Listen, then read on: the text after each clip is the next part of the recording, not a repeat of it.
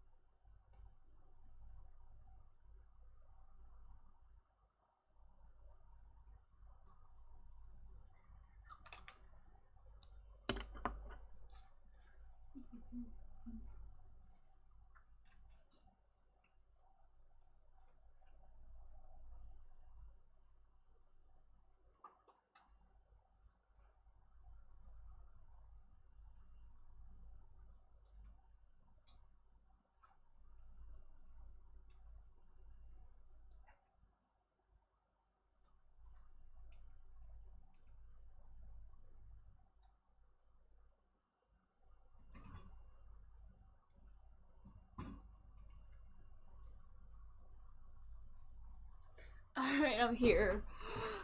Hi, everybody. Hi. I am, in fact, 15 minutes late with I am a weak person.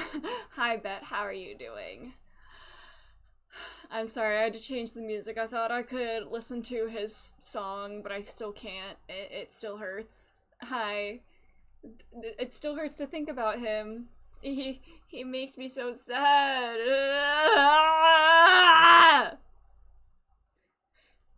But yeah, how are you doing today? My brain has just been fuzz all day. I spent all day just like dog sitting by myself, and I didn't get anything done that I wanted to today. So we're trying to wake up a little bit here. And we got Zero, welcome! How are you doing? How's it going? We're going straight into the game, we're doing another 20-minute hangout? I don't know. I mean, it'll probably be like shorter. I don't know, we'll see. Since I am kind of late. We can chat a little bit, but I really don't have too much to, like, discuss today, since I did just dog sit all day. So, that's where I am. The brain is kinda scribbles today, which is probably not good going into a puzzle game. Genshin Animation, I did look at it. It looks pretty cool. Oh, I feel like my interest in Genshin is still not quite what it used to be. I don't know if it will be. I think my gacha days really might be coming to an end. I'm even starting to like feel a little fatigued with Star Rail, to be honest. Like, I don't know. I think variety kind of brain was taken over. Yeah. I did play a tiny bit of 14 today, but the pace at which I play that is very slow. Final Fantasy 14, I mean. Oh, there's an update for Baldur's Gate 3. I gotta go get that updated in the meantime. Magic Mirror. Oh yeah, you can change your appearance in the middle of Baldur's Gate now, which is cool.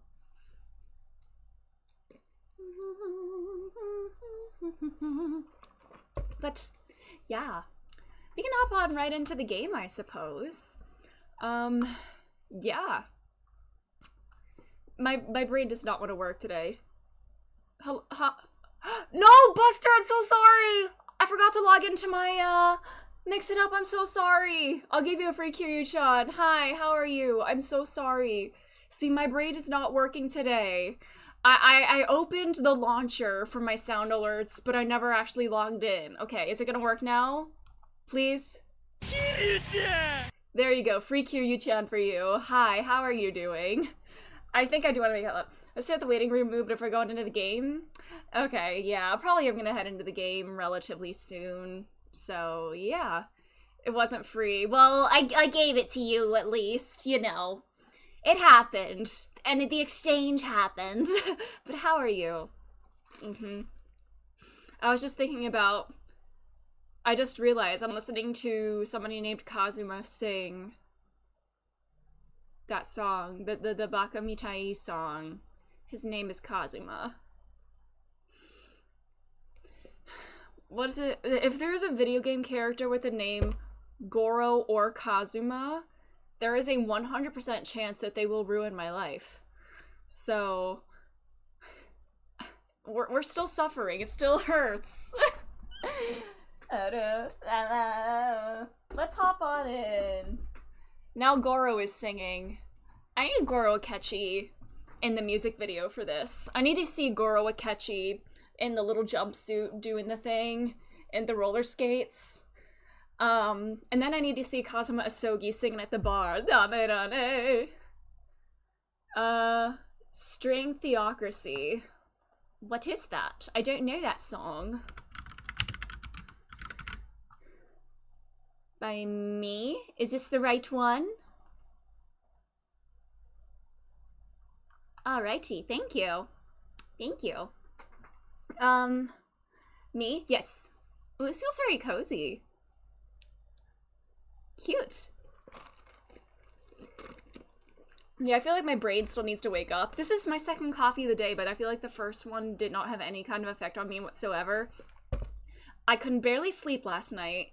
I fell asleep around like 1 a.m., woke up again at 4 a.m., and then woke up again at 6 a.m., and I couldn't fall back asleep.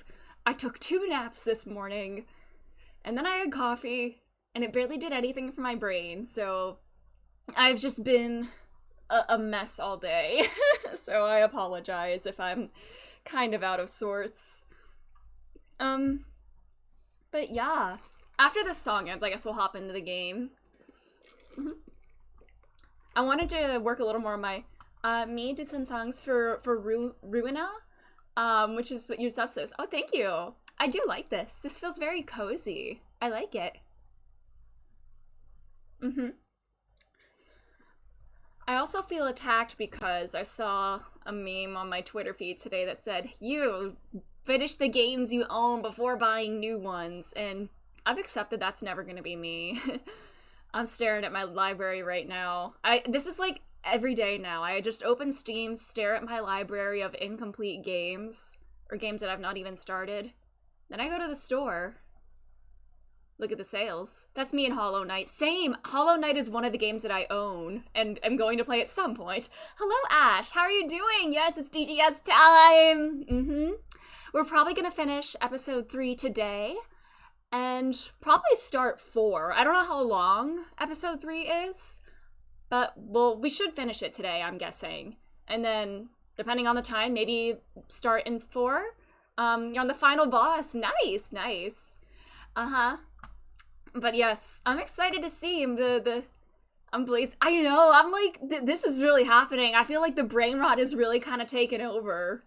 And I can't wait to, like, actually finish the game so I can, like, look at all the fan art and the fics and the memes without being afraid of spoilers. So, I need the brain. The brain is braining. I'm a professional Hollow Knight gamer for everything that doesn't include Nightmare King, Grim, or Pure Vessel. I'm excited to experience Hollow Knight. I want to be angry. And I also want to join the Clown Club and wait for Silk Song. DGS 1 is good. DGS 2 changed your brain chemistry. Ah! Should I be scared? Should I be scared? Because I'm kind of nervous. Anyways, let's hop on in. Let's hop on in. Let's do this. Yeah, heart emoji. Ah, just... Silk Song still isn't out. Nope. I don't know when there was, like... Wasn't it being developed on Unity, and because of, like, the new, like, pricing and stuff with that, they're gonna, like, have to, like, redo a lot of things? Hollow Knight's exploration is mind-blowing. Ooh. I'm thinking in terms of games to play next. We'll probably do one, like, longer story kind of, like... Well, not that that's not... We'll probably do one kind of, like, longer RPG, and then I'm guessing between that and the next game and then the rest of Great Ace Attorney, that might take us to P3 Reload. Especially if I also play a little P5 Tactica, maybe a little Final Fantasy 14 and everything along the way. I spent my afternoon today drawing the... see, that's my incentive to finish this game. I gotta see what you're drawing. I'm 30 hours in and still finding new rooms, even a whole new area. Ooh! Hyperdimension Neptunia Rebirth 1. I feel like I've heard the name, I think. The name sounds a little familiar. Another game for the backlog. But I'm thinking next will either be Yakuza Kiwami, Zero Time Dilemma, Final Fantasy VII maybe, or Final Fantasy X. Maybe one of those. There's a lot. The comedy is golden? I do like a silly game. Anyways, let us continue. We were just putting Willy Wonka on the witness stand. Only thing that genuinely makes me chuckle. Ooh. Hi, Santa. Let proceedings be resumed. Mr. McGilded, have you been listening to the discourse of the day? Yeah, we've been talking about you. To be sure I have, my lord. My voices need to warm up too. This is gonna test me today when my brain is full of blah today. My brain is very staticky today. There are now two matters on which the court desires to hear from you. The first is whether or not there was a third party with you in the omnibus cabin as proposed by the defense. The second is that if such a person was indeed present, why did you conceal that fact from the police? I'm wondering if Mr. McGilded was in the little drawer underneath the chairs, because he's a tiny guy. The game has made a point of, like, stating that he is, like, short, and he's probably small enough to fit in that drawer. So maybe he didn't see the other guy? I don't know. What would he be doing in the drawer? And then maybe he got out of the drawer, saw the victim lying there dead, and was like, "Whoa!" and, like, touched it with his glove or something. I recommend an RPG I pick up a Library of Ruina as a dice rolling card deck building game of chance where the difficulty is vertical. Interesting.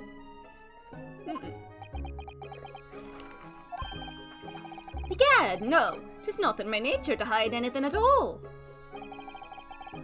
Hey, Mr. Vampire. He makes me laugh. I just like his dramatics. You gotta be... I think if you're a prosecutor in the Ace Attorney universe, you have to minor in theater, because you gotta have a flair for the dramatic. Just answer the questions, please. To tell what to expect from Rebirth 1, the game takes about 30 hours to beat, but that's the level grinding. Ooh, boy. Then Zeke's reminds me of Fedway from Seraph, except more tired. I have not watched or read Seraph in a long time. The truth of the matter is, I've been desperate about this all along. Do I tell yous all or keep me mouth shut? Tell us what, Mr. McGilded? The fine fella represented me is absolutely right. In the carriage on the night with myself and the other man, there was another passenger. It's true? Aye, it was me who helped the little urchin get away after it all happened. Why? Why would you want to cover for him?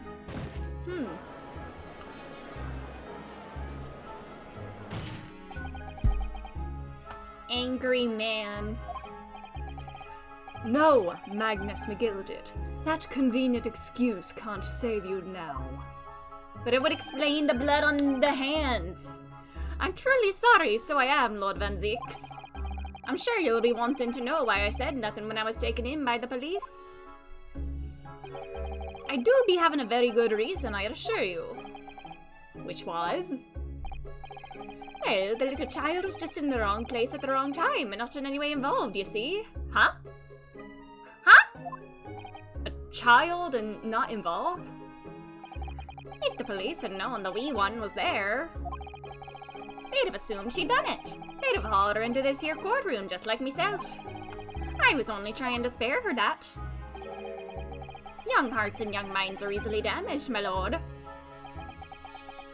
I want him to snap. I can't wait to see angry Van Zeeks or to see him start tweaking. I need him to lose his composure. Willy Wonka's back! Yes! Hello, Jasons! How are you doing tonight?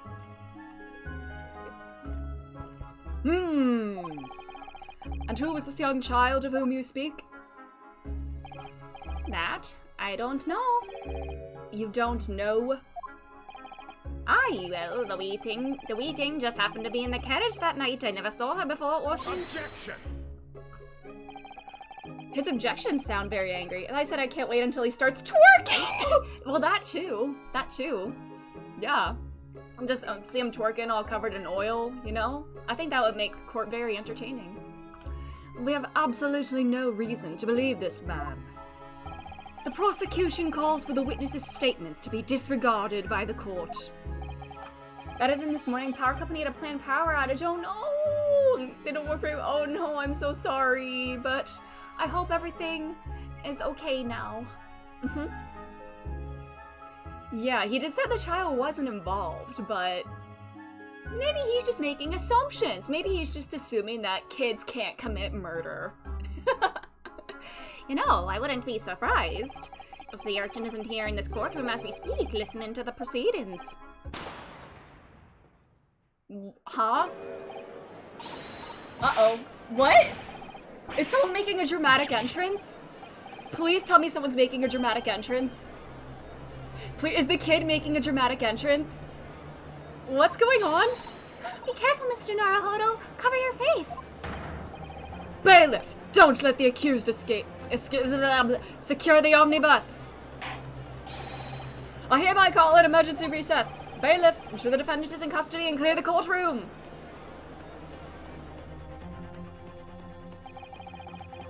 We were hurriedly removed from the smoke-filled courtroom by the bailiff, amid scenes of chaos as people stumbled over one another in their desperation to flee the chamber. He's just standing there in the middle, bro. It's just... Oh yeah, I forgot. Whenever we saw him from behind, he wasn't standing on a stool, was he? We had no idea what was happening.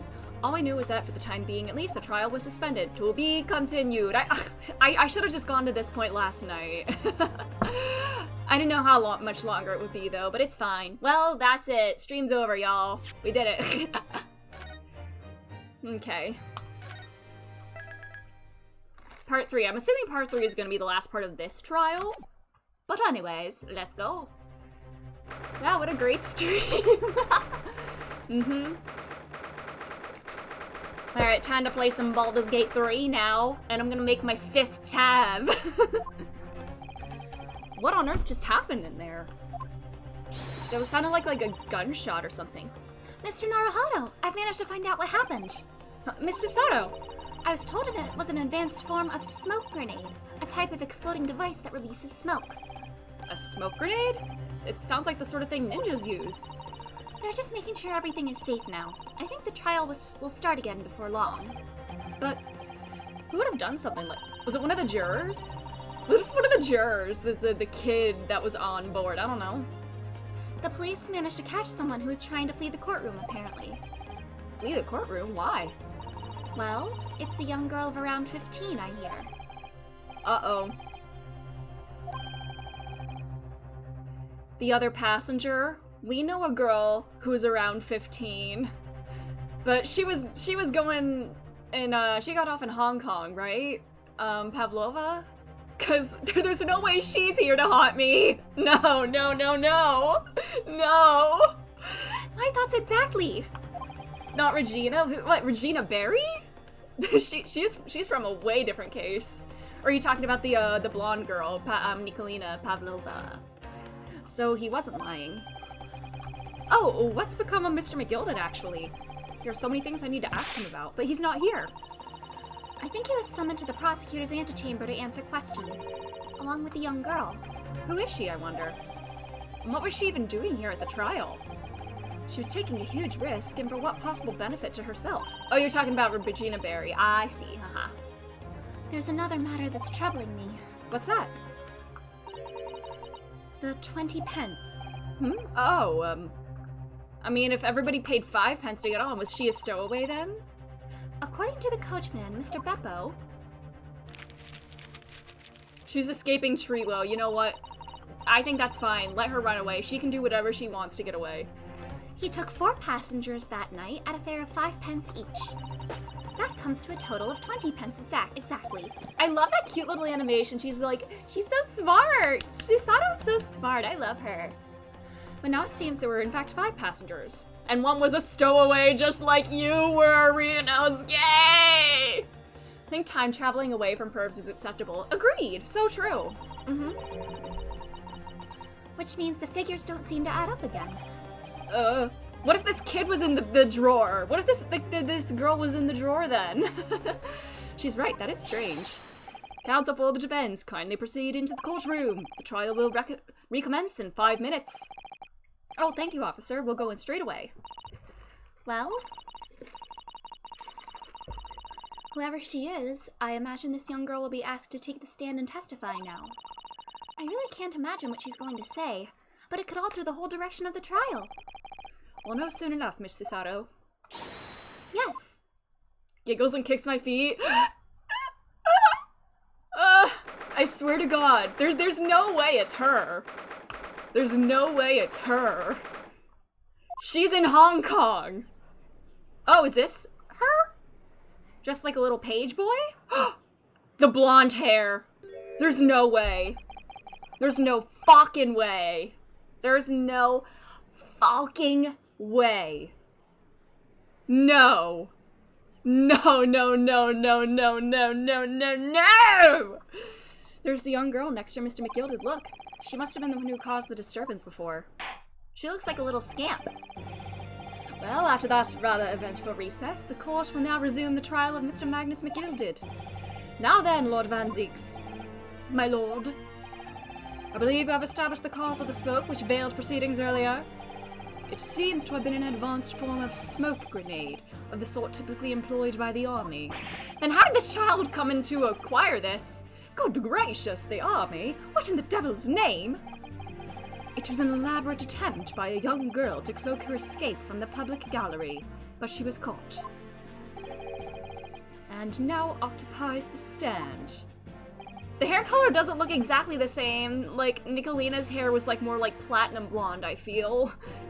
Your name? I hope you can do a Cockney accent. Oh, it's gonna be really bad. It's gonna be really bad, but I'll try. Are responsible for the smoke grenade, which induced such pandemonium here in my courtroom? What is the meaning of this deplorable behavior? If I may, my lord.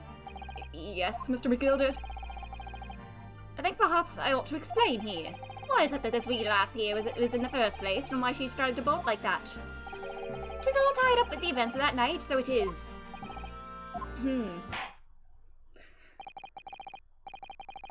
Well, give your testimony. We'll explain to the court how this young woman is involved in the case.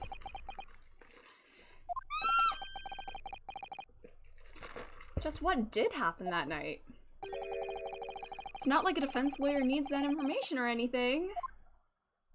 Yeah, hearing the events from a 15-year-old blonde girl about a murder that happened last night. Well, not last night in this case, but...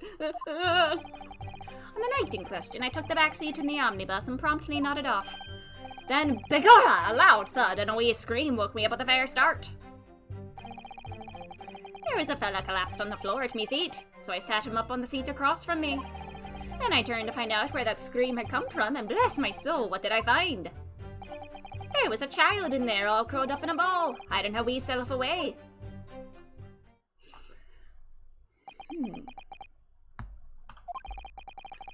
I remain somewhat baffled, I confess, but from what I gather on the night in question, this young girl was indeed riding in the omnibus, is that correct? She was in the drawer! Just exactly as the defense counsel said. This last was the 5th passenger, my lord. I love that little pose. You know what, that outfit is kinda... I do like that outfit.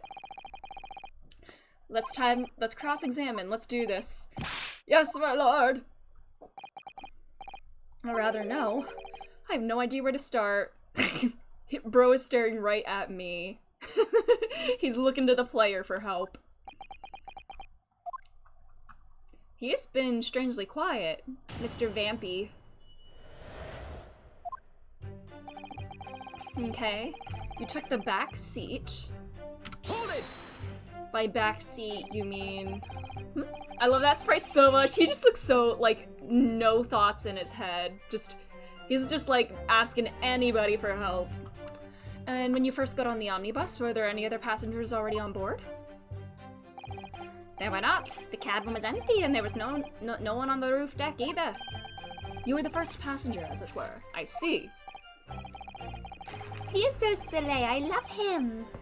Aye, and that's why I took the back seat as I did. She's the most comfortable, so it is. Could you explain exactly what you mean by the back seat? Because there's just 4 seats across from each other. By all means, just how you already described it earlier. I'm talking about the seat opposite the one in which the poor gentleman who was stabbed was sitting. Like I said, she's the most comfortable and where I feel the most at ease. And of course, I enjoy gazing through the skylight from time to time as well. Can you speak, buddy? You're kind of unsettling me. A loud thud and a wee scream. Is the scream the Hat Man? You heard the Hat Man scream? He requires blood, yes. He's a little anemic right now. A loud thud, you say? And a scream? Aye, that's right. How can I explain it? It was like the sound of someone falling to the ground. That sort of noise. So you think it was the sound of Mr. Mason falling to the floor, having been stabbed? Well, now, you'll remember I was asleep at the time. Did he say that? Did he say he was asleep? And when the sound woke me and I opened my eyes, there wasn't a soul to be seen in the carriage but the fella on the floor. Everyone keeps saying he was on the floor, but did somebody, like, sit him back up? Because in the picture we have, he's sitting on the seat. You didn't see anyone, but at the same moment you did hear a scream. Ah, from the seats above you on the roof deck, I presume? Oh, not above me, no, my lord. It was from inside the cabin. But I wasn't altogether thinking about the scream. No, I was too stunned by the desperate sight before me eyes. Collapsed on the floor. Oh yeah, he just said it. I'm assuming this was Mason, but he had not yet been stabbed. But you sat him up, the victim, you mean? That I did, on the seat across from me, as I said. I could plainly see the poor devil was already gone. Oh, there we go. And you wouldn't leave a dead man just lying on the floor now, would... I mean, I wouldn't touch a dead body, but that's just me. It's common courtesy, so it is. Do you have experience with touching dead bodies? I find that a little hard to believe. You would know about dead bodies, Mr. Bloodsucker, huh? How many people have you sucked dry? Yeah, he spoke! And our Lord Van Zeeks. No, why would that be? You wake to find a man lying dead at your feet in a carriage. Any normal person would hail the cabman. Any upstanding member of London society, that is. Well now, as you know, I'm in something of a special line of business. The business of lending money at exorbitant rates of interest? Blood isn't the only thing he's sucking. Unfortunately, my lord, not everyone is thankful for the help I offer them, and some would even see me dead. So I do try, where at all possible, to avoid getting myself in a tangle with trouble. Are you suggesting you were just gonna leave the man there? Heavens alive, no. I was always intending to report it, so I was. Only I had a mind to find out whys and wherefores first. The whys and wherefores? Right you are. There were some details I wanted to understand before anyone else got to meddling. The wee scream I heard, for example. Wouldn't your good self do just the same? Yes, the scream he says he heard at the same time as the thud of the victim collapsing. Did it sound like a girl's scream? Hold it! I'm afraid I don't understand. I'm sure you told the court that there was no one else in the carriage except yourself and the victim. So I did, sir, so I did. As far as I could see, that is. What do you mean by that? Well now, it is a queer thing. The wee scream I heard as I woke up. It came from, if you'll excuse the vulgar expression, under me backside! The girl was in the drawer. Good gracious! Under your backside? And when I lifted the seat on which I'd been sitting, I found there was a wee cubbyhole there for storage. Mr. Naruhodo, we can examine the omnibus ourselves, remember? Can we, Are we gonna get any new information? My backside screams daily. Yeah. Oh no! What? Like Grossberg? I think his backside screams daily. It even does. It's the shakes daily. Let's press this and then examine the drawer again and see if anything new comes up. You say she was hiding herself? Aye, that's right. It was hard to see in the dim lamplight, but she was all curled up in a wee ball. When our eyes met, well, my heart nearly stopped beating in me chest. It just got rid of that? What? What, Grossberg? You're really overreacting this. Still and all, I pulled her out from under there and sat her on the seat opposite so I could have a wee chin wag with her. The seat opposite? That's right. Just next. Wow. I find it a child hidden in like a little drawer, and so I decide to sit her up next to a dead man. Wow. Saw this young girl next to a corpse? Literally, dude! What were you thinking? What were you thinking? Well, as I'm sure I mentioned, a gentleman in my position can all too often find himself in mortal danger. Yeah. So, I needed to find out just who the certain was. What, did you think she was gonna assassinate you? Maybe you were the intended target. Maybe she's an assassin. It's either that or she, or sit her next to him and... Well... And while I was in the middle of talking with her, I heard another scream. A fella's voice this time. It's the Hat Man! Presumably that scream was Mr. First, who was sitting on the roof deck seats. Right you are again, I would say, sir. Looking down through the skylight, you must have seen this young girl and a gentleman with a knife in his belly. In other words, the previous witnesses did not, in fact, see what all Mr. McGill did. What they believed to be yourself and the victim was in fact this girl and the late Mr. Mason? Aye, my lord. I was, as I think everyone understands now, sat at the back of the carriage out of sight.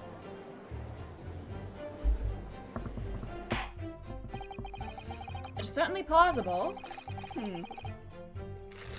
Defendant is somewhat diminutive in stature, and readily confused, perhaps, with this young girl. After that, of course. With the scream from the gentleman over us, the driver realized something was wrong and pulled up the horses. Thank you, I've heard enough.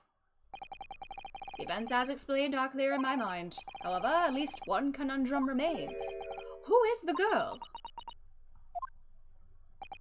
Her name is Gina Lestrade! Oh my god, is she like an inspector? Oh my god. Do they make Inspector Lestrade like a young girl here? Or is she related to the Scotland Yard man? The Scotland Yard! She's a chancer, earns her crust among large crowds, relieving people of their purses. What's commonly called a pickpocket. What? This girl here, a petty thief? Gina! Order! Order! Is this true, Miss Lestrade?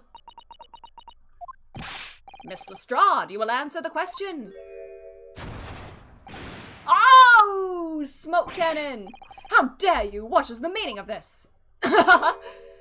And she vanishes. I kind of love her. She's that was kind of sick, you know? Just says nothing, does a nice like purple smoke cannon, and then just leaves. Like, oh, she's gone. Open your eyes. Oh, that's her. I'm over here. I haven't. God, Cockney accent. I'm over here. I don't know. Blah. What was the point in that little sidestep? I know what you're lot to thinking. Now I'm going into, I don't know what this accent is. Grown-ups are all the same. Oh my god, accent. I want to do this accent properly. Man. Yeah, you know what? She's got a flair for the dramatic. Why is there a Cockney more Irish? I don't know! I don't know! I'm not good. I want to practice accents more. Sturdy little dipper, you say, slipped up and got caught on the God, I need to watch My Fair Lady again.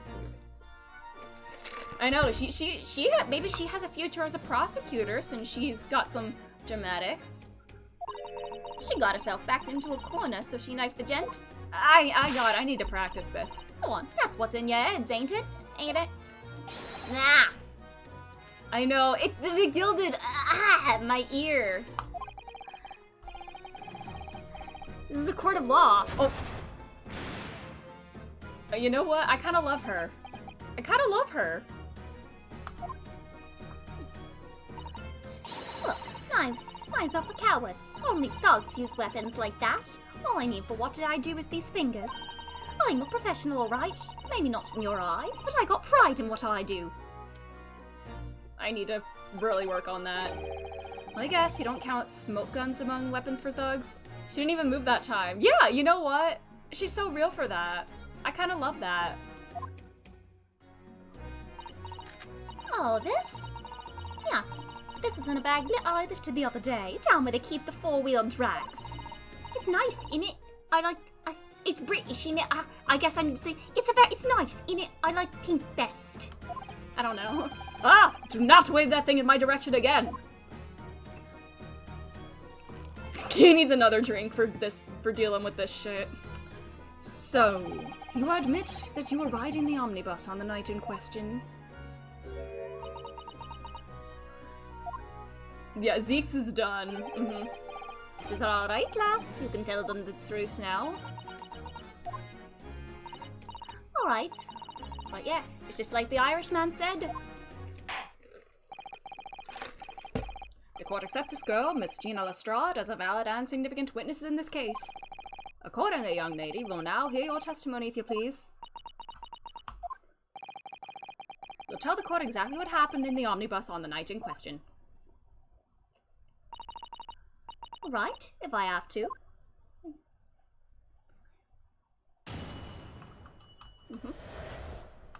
What the girls saw. So I snuck inside the carriage before they hooked up the horses, just like always. I can't do this. But it was a right old waste of time. I got nothing to show for me troubles that night. I tell you, I can't see a blind thing in that hiding place. It's pitch in there, and I don't even understand. It's the Irish.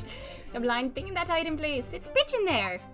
I'm just gonna, whatever comes out of my mouth just happens. Whatever noises I make just happens. That's why he retired. Yeah, he didn't want to deal with this. Then after a while, I heard this loud bang. It nearly jumped out of me skin, I did. And the scream just came out. It's because of that the swell found me. He did help me get away, mind. He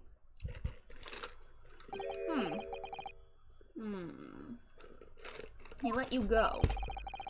I fail to understand why you would let this street urchin go, Mr. She's a kid! Oh, 'tis simplicity itself, my lord. You see, she couldn't possibly have killed the other passenger. I knew that for a fact. He finally thought he could make a return to normal court cases and is met with the wackiest court case that he's ever seen. The worst part of it for him was the summation examination. God forbid! As I'm sure I said before, sir.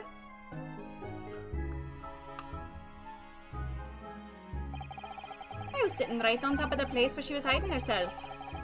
I think a demonstration is called for.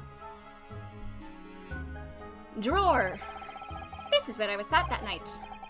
And the cubbyhole of which you have spoken is underneath the seat, I presume?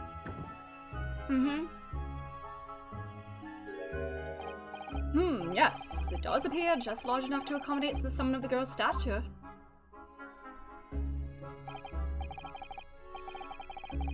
I guess it makes sense, like, she would have had to have been in there before he sat down, because then if she had gotten out and stabbed and then gone back in, it would have woken him up. He would have, the chair moves. Aye, but of course the wee lass was stuck in there, because I'd parked myself on the seat there. I literally just said that, yeah. Ah! So you see, that's why I let the lass bolt. I knew that if the police found her there, they'd automatically assume she'd done it. But I couldn't live with myself if a young life was ruined when all the time I knew she was innocent. Even though you must have realized your action would result in your own innocence being called into question? Not at all, my lord, not at all. I knew in my own heart that I was innocent. So I thought it was worth taking a punt on my own good name for the sake of this less fortunate lass. My goodness. What a perfect gentleman. My lord, this fine example of a man cannot possibly be guilty of a heinous crime like— oh, you're switching it up like this. You getting switching your thing? I'm ashamed of myself for ever doubting you, sir.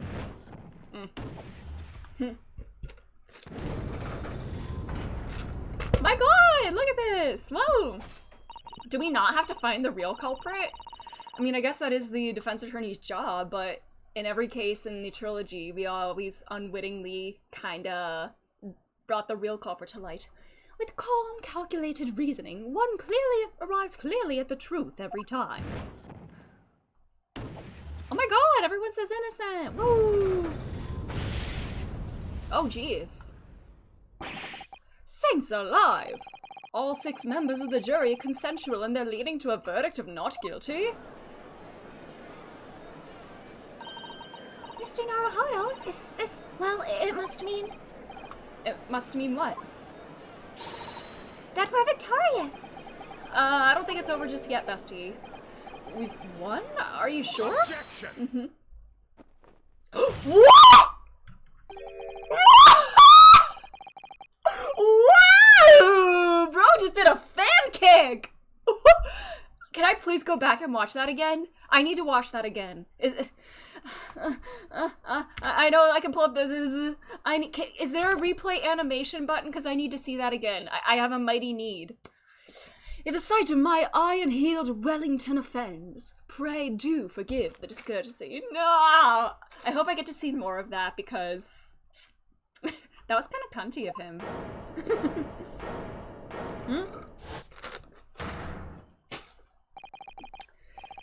This really is a consummate example. We can clip it!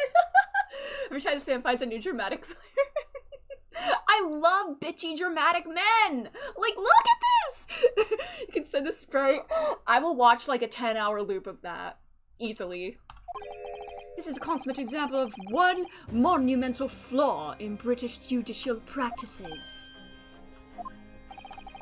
Where evidence and reasoning should be paramount, emotion rules the day. Emotion?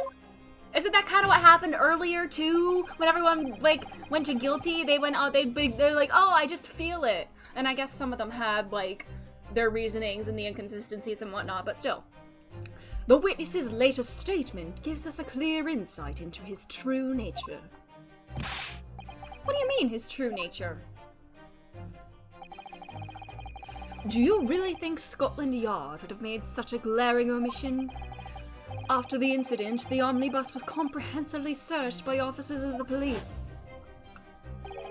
Obviously, the interior of this cubbyhole, as the witness put it, was included in their investigation. I feel like the first time we opened it, there were like bags and stuff in there.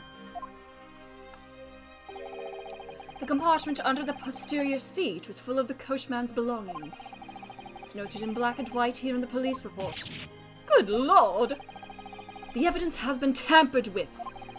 In order to corroborate Mr. McGilden's story, someone has unlawfully removed everything from under the seat. What?!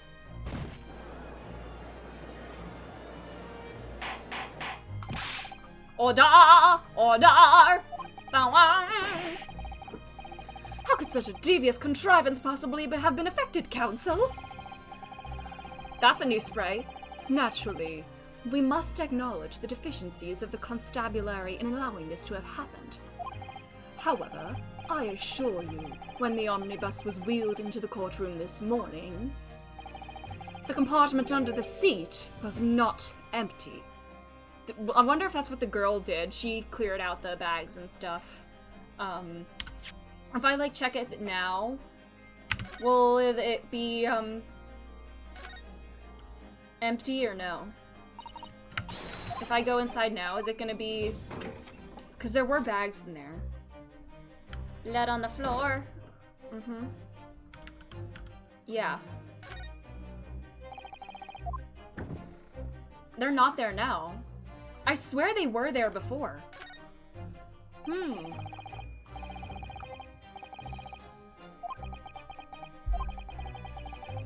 I swear they were there before. When I first looked.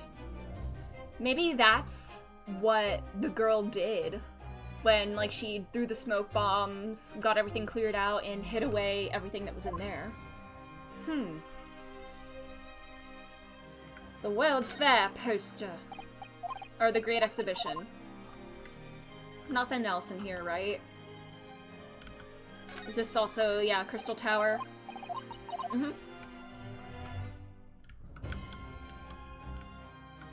Alright.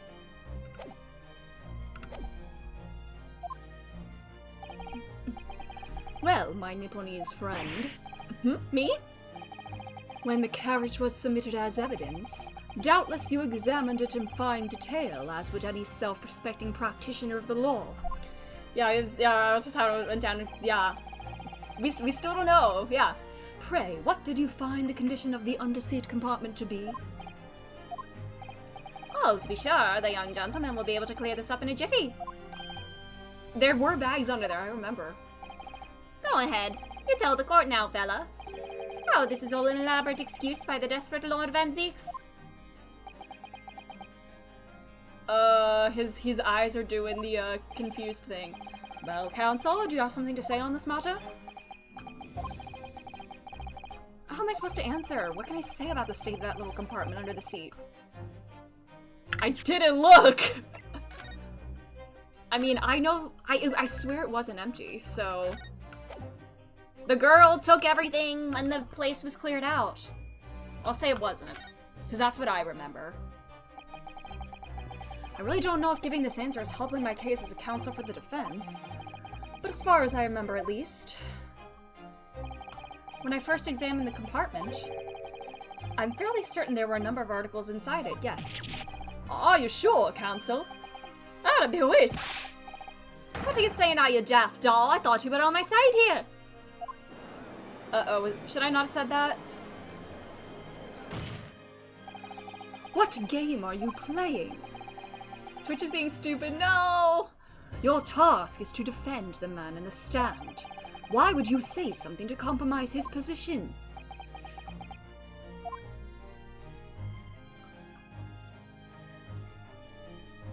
There's no proof that he was the one that got rid of them, though. As the advocate for the defense in this trial, I confess I am still not entirely sure where I stand. But it seems to me that I should state what facts I do know as clearly and honestly as possible. Interesting. Oh, he's angry. 'Tis not altogether pleasing, fella. I'm simply telling the truth, Mr. McGilded.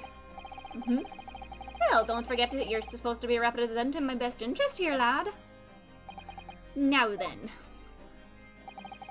A fella's memory is a curious thing and not altogether reliable. No, the court must consider the facts. That there cubbyhole under the seat is as empty as the devil's heart, so it is.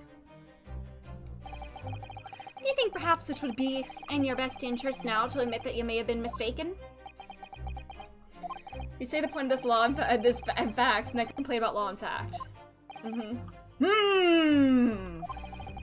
should like the jury to weigh in on this matter, I think. You just want to yell at Beppo again, don't you? The compartment is designed to house equipment used to maintain the smooth running of the carriage. The Guild's rules state that omnibuses should be properly and fully equipped at all times, so it certainly wouldn't have been empty on the night in question. Beppo isn't that irresponsible. That money-lending fleecer and the pick-purse are lying! Is he already changing his verdict? Wow. They're so wishy-washy. Wow. Bitches be like, can't stand her fake ass. 10 minutes later, me and the bestie. This is what the jury is. That's what the jury is like. My god. You can't stand his guilty ass. 10 minutes later, me and the innocent bestie. I can't believe I was nearly taken in. The stinking rich are always stinkers. Nothing but cowards, the lot of them. What? This is the power of good prosecution! It's a trick, of course it's a trick. What if there's no way he's an accomplice, is he?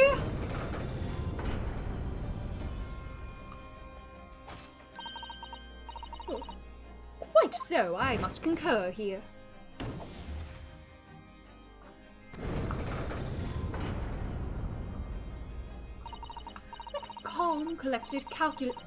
calculated reasoning, one arrives clearly at the truth every time.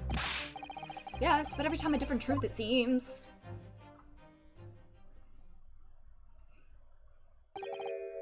My lord, I humbly exhibit the scales of justice. Clearly, a verdict of not guilty at this time would be wholly inappropriate. Thank you, counsel. But before we proceed any further, there is the matter of the outstanding cross-examination. Counsel for the defense, begin your questioning of the witness, please.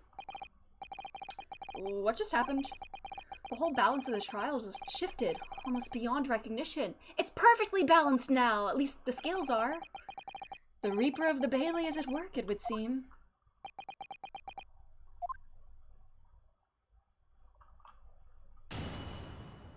Okay. So I snuck inside the carriage before they hooked up the horses, just like always. Oops. But you snuck inside beforehand. Oops. Oh! I want to press this. Hold it! My bad, my bad. So you were already in the omnibus before it even set off on its run? Well, yeah. I mean, what's the point of spending Joey to make a few bob, eh? That's the wrong idea, innit? I suppose she means there's no point spending money to make money. Yeah, you know what? Counsel, may I remind you that this girl is a petty thief? Kindly refrain from entertaining her tenants. Well, that does clear up a little mystery of the fares and all. Or paying passengers at 5 pence apiece, making the 20 to which the cabman testified. And one little scapegrace riding for free. The red conch of a driver always goes for some grub before his last run, see? So that's when I slip into the carriage and get myself hidden under the seat. Nice and easy, right? But your hiding place is a storage compartment, full of equipment for the coach, no?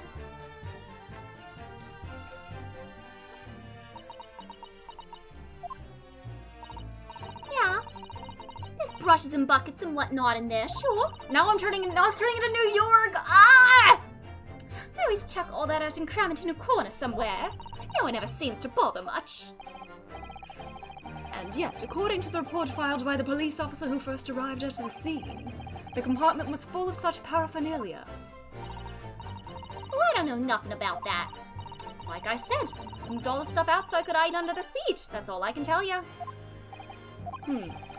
Seems we've reached the end of that line of inquiry. Continue. You have nothing. Hold it! So you didn't steal anything? Well, most nights I'm on my own in God permit, at least some of the time. I beg your pardon, did you say God permit? Oh, yeah, well, that's what my kind call it. You say the omnibus, I suppose. The point is, any normal run, the carriage ain't got no one in it for a while. And that's when you come out of your hiding place and get away? That's it. Only that night. This cove sat on me seat from the start. And he didn't budge the whole way, did he? Not 1 inch. I was totally stuck. Do you mean to tell us you were present in the carriage from the duration? You were under the seat the entire time while the events unfolded in the enclosed cabin? Yeah. Right, mister? To be sure, I was as shocked as anyone. You don't expect to lift the cushion you've been sat on and find a child now, do you? So this Miss Lestrade couldn't possibly be the culprit. Yeah. Hold it! So you couldn't see out into the cabin at all? Not a jot. Most days I push the cushion up with me head and look out the crack. Then I can have a butcher's at who I'm gonna fiddle. I thought you were a pickpocket, not a butcher. What if you used the stabby stab? I mean, I can have a look. Let's see, I get not in as plush as the other ones, see? So most of the time, the passengers plod themselves opposite. But for some reason that night, this here Irishman spent the whole journey right over me head. And for that reason, you weren't able to push the cushion up to peek out. Defending lawyer, not defending lawyer? Yeah, I guess. It's kind of weird, the structure of law. Like, finding the truth and everything. That's Miles Edgeworth's kind of new philosophy. Truth is, I ain't too happy in small dark places. Feels too much like being thrown in the clink. But it's the only place to hide in them garages, so it's Obson's choice. Why doesn't she stick to pickpocketing people in the open? Wow. I'd say there's some reason that she's not letting on, judging from her demeanor. So anyways, I was a bit scared, but I had to just stick it out under there. Nothing else for it. Then you heard the bang, and she screamed, a scrumptious screm. When you say a loud bang, do you mean the noise of someone falling to the floor? Could have been, I suppose. I don't remember so well. Point is, it made me jump. And you let out a scream involuntarily? That's right. And then I felt the cushion over my head get lighter all of a sudden. Presumably when the defendant got up in order to help the victim, yes. Or not. It could equally have been the moment the accused stood in order to stop his victim. The bang happened first, right? The sound of him falling down happened first, right? Little girl, did you see what happened at that crucial moment? Yeah, I saw it. What did you see? I pushed up the cushion and had a quick butches while I had the chance, didn't I? The Irishman was sitting up the bloke and had fallen on the floor of the opposite seat. You know, words. That matches Mr. McGilden's account, of course. But then, the fella suddenly turns around and looks right at me. I sunk back down again, but it was too late by then. I should never have risked looking. Or you were spotted. Did help you get away.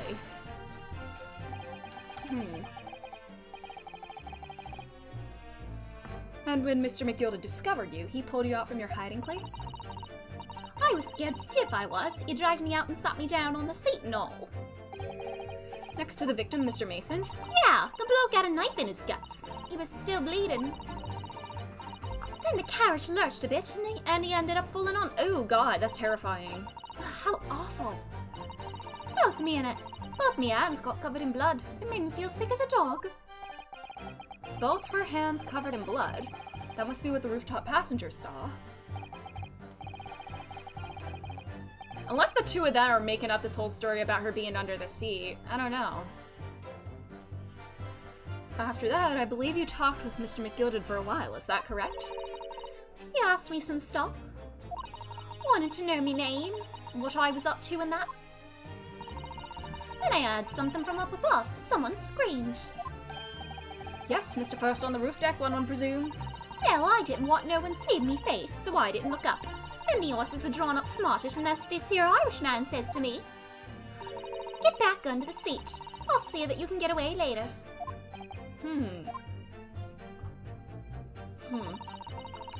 All 6 members of the jury have decided the defendant was innocent, or had. One brief shining moment, yes. It's clear they're all still very unsure. If we could just find some conclusive piece of evidence among this new testimony, I'm sure it would clinch the verdict we want. Huh.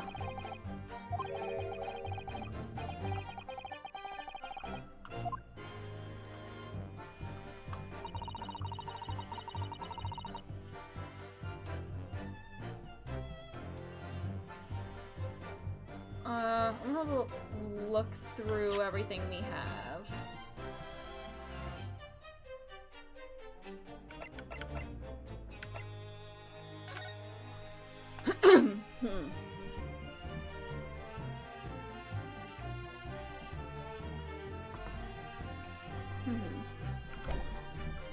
Huh. It's definitely weird that the thing, the trunk, the cubby.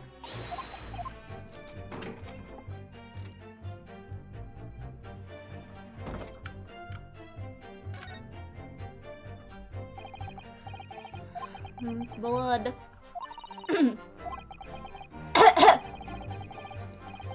It's obvious, and yet Van Zeeks has made no mention of it. Oh, yeah.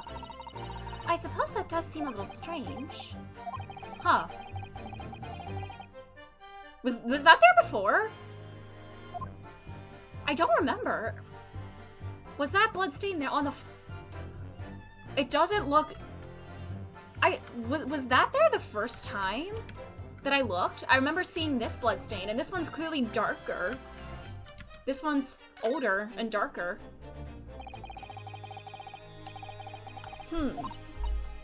Yeah.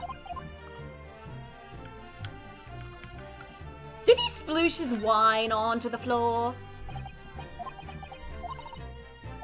Also, yeah, also, by the way, this is me, like, rhetorically theorizing and everything, so yeah.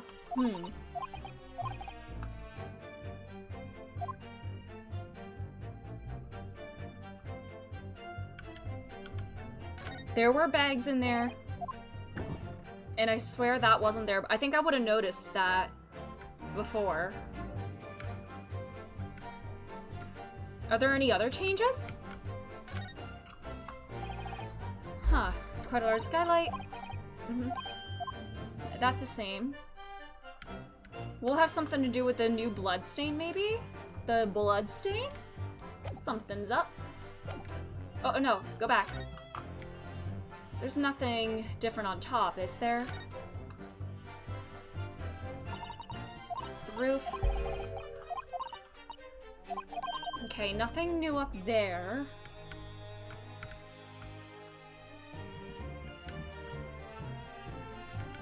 Phoenix, right.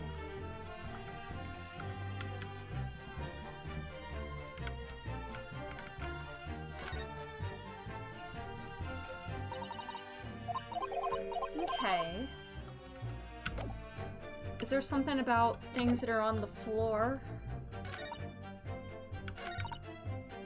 I can't see anything.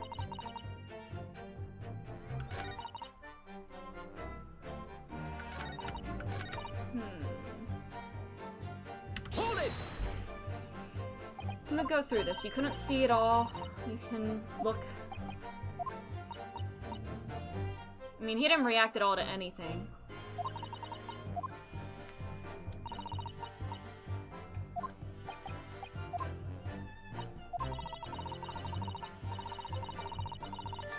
Well, now. Oh! What? Excuse me. Ha! Is something wrong, Mr. McGilded? He didn't do that the first time around. Oh, I do apologize. Was there something the matter, Council? I'm just wondering if Mr. Lestrade's last comment made something occur to you, perhaps. You seem to be thinking something to yourself. Really, like, some people don't get that for ages. Oh, wow. Yeah, because you press everything, and you don't get any, like, thing like that. And yeah, that is kind of weird. You have to press it a second time and everything. Huh. Oh, no, it was nothing important. I was feeling bad for the poor lass is all. I remember feeling desperate myself as a young lad, shut up in the dark. It was terrifying, so it was. I see, yes, I'm sure we can all sympathize. Oh, you're scared of the dark. Was being in that wardrobe scary for you? I don't know about yourself, but I find the darkness seems to make everything you hear about that much louder as well. Yeah. I suppose it does, maybe. Miss Lestrade? Did you hear something that night? Anything? An unusual noise, perhaps?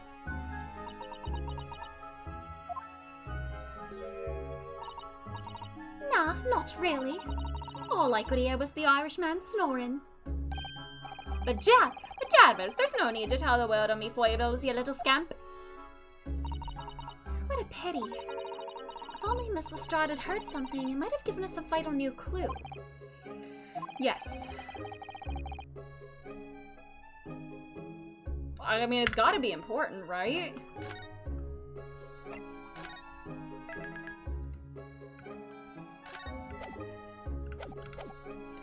That she said, I didn't hear anything, not really doesn't mean no. We'll say it's important. My lord, I believe the statement just made by the witness is profoundly important. Profoundly important, but all she said was that she heard nothing. Yes, which is the profoundly important point. I'm almost sure of it. Was it soundproof in there? Or did somebody not fall? I'm sure that I don't understand the inner workings of your Eastern mind, Council, nevertheless. Miss Gina Lestrade, Will supplement your formal testimony by repeating that last statement, please. What? Supplement? What are you on about? What are you on about? Don't give me all your fancy talk. I know what you're trying to do, but it won't work on me. That's right, insult the judge. Always a good move. But in the other game, the judge can insult you. You are straining your ears, snoring. Hold it! So you were straining to hear what was happening the entire time, since the moment you hid yourself? Not exactly, no. Sorry. Well, there was no one in the cabin to start with. I could just push the cushion up and have a butcher's to see what was what. But then, when I saw this swell getting on, I got me head down so he didn't notice me. And Mr. McGilded sat on the seat under which you were hiding, correct? Yeah, but do Adam and Eve there? What a mug! So then all I could do was listen. I was waiting to jump out there as soon as I heard him leave, see? But Woody, not likely. Even though he stopped here and there, I never heard the doors open. So I just had to stay put and listen to him driving its pigs to market. Oops, blah blah blah blah. Just driving. I clicked too quick. So you snoring. Huh.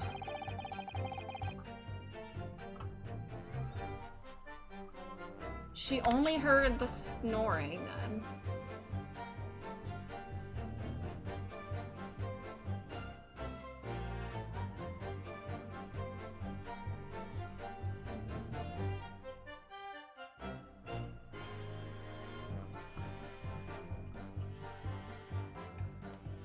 Huh.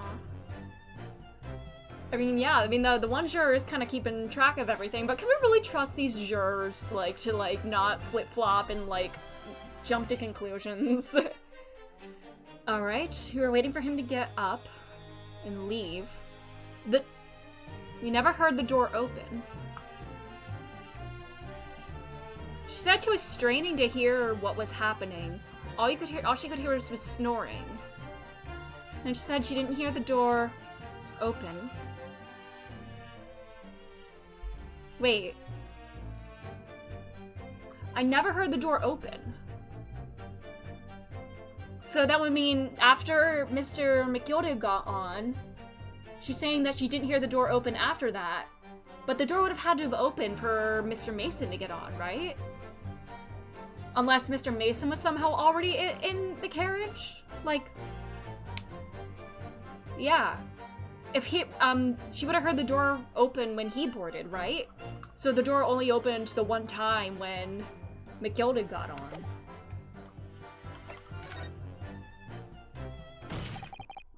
Mrs. Strahd, what you just told the court is clearly at odds with the facts. Huh? At odds? Are you sure, man? Absolutely. It seems my learned Nipponese friend is not as dull-witted as I feared. So then Zeke's realized it too. Counsel, I must insist that you bolster. Yeah? I must insist you bolster your claim with evidence or someone's complicit's name. Or, alright, that's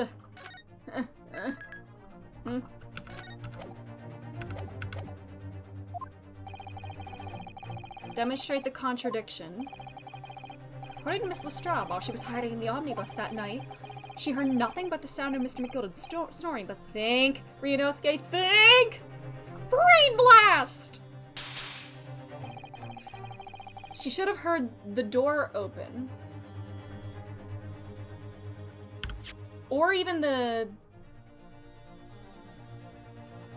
Would it be the carriage or the victim? She would have heard him get on the carriage, right?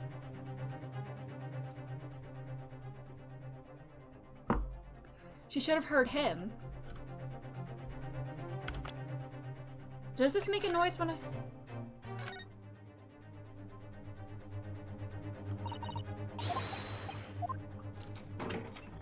Yeah. I'm gonna go with the carriage.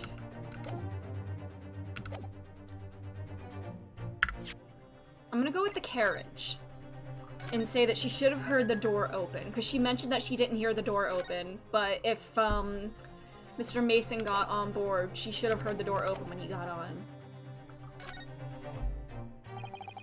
Very well, my lord, allow me to elaborate.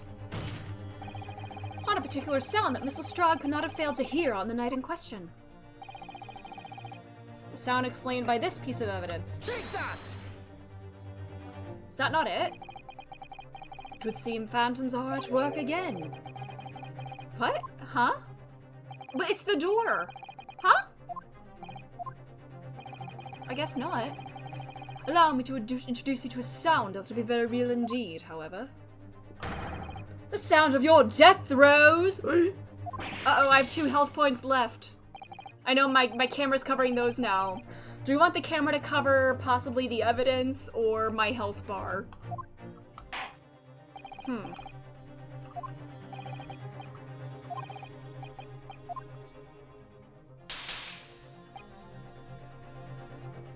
I'm gonna try Mr. Mason now.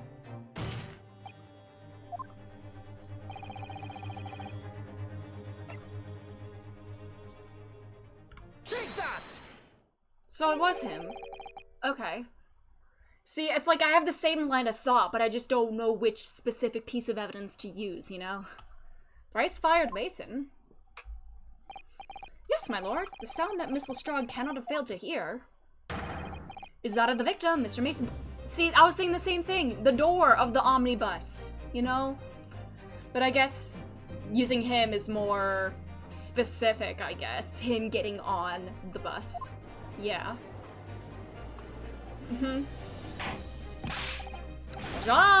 Explain your reasoning, counsel.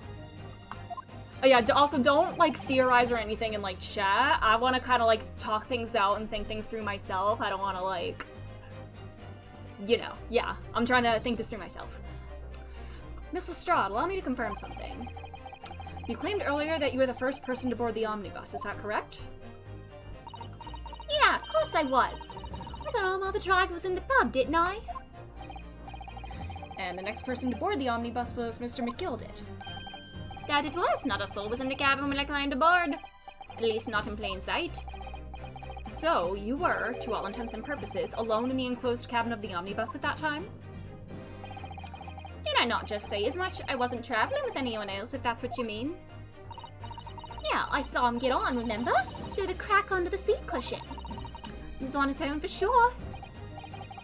And from what we've heard, the carriage made a number of stops after that on its onward journey. During which time, did you not hear the door opening or closing at all? Nah, I never heard it. That's exactly what I was listening for, weren't it? Waiting for the spell to leave. In which case, when and how did the victim end up in the carriage?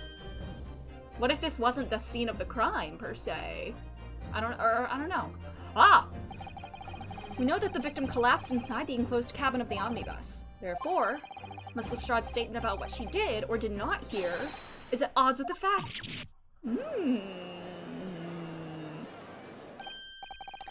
Yes, this petty thief's statement was clearly flawed.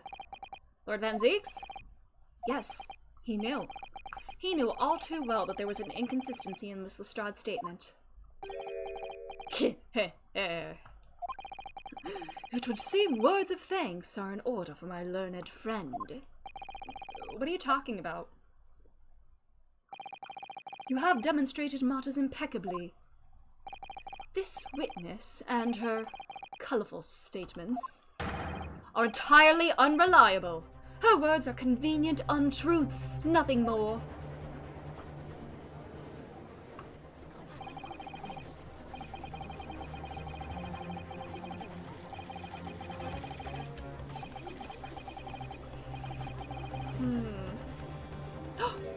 Granny!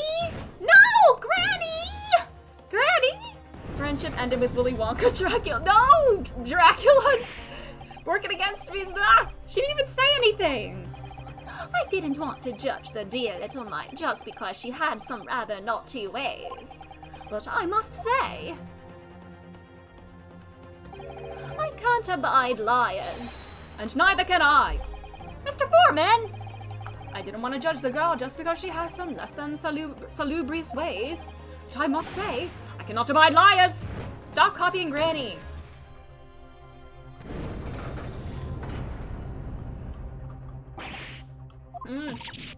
Mr. Naruhodo, that's 5 jury members leaning toward guilty.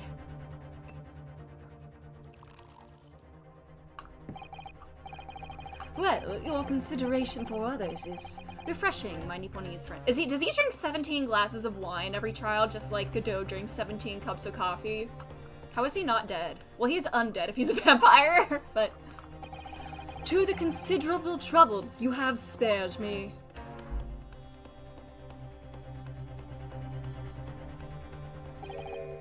Yes, very refreshing. Are we sure it's wine? Yeah. What is it? Maybe it's just grape juice. Ah, what are you playing at? Have you forgotten who you're working for, you useless Eastern madam? What? Pour me a drink? Yeah! I think everybody in this court needs that. This is carnage, it's perfect! Juror number 2 is the only one left. Mr. Naruhodo, the way this is going. I know, if we can't find some new way to convince everyone of Mr. McGilden's innocence. Habit's wine also goes to being crushed or thrown. True, true. The judge will rule and will have lost. I very much wanted to believe the words of one of London's most respected gentlemen, but those of us in service know we must accept hard truths. Hold it!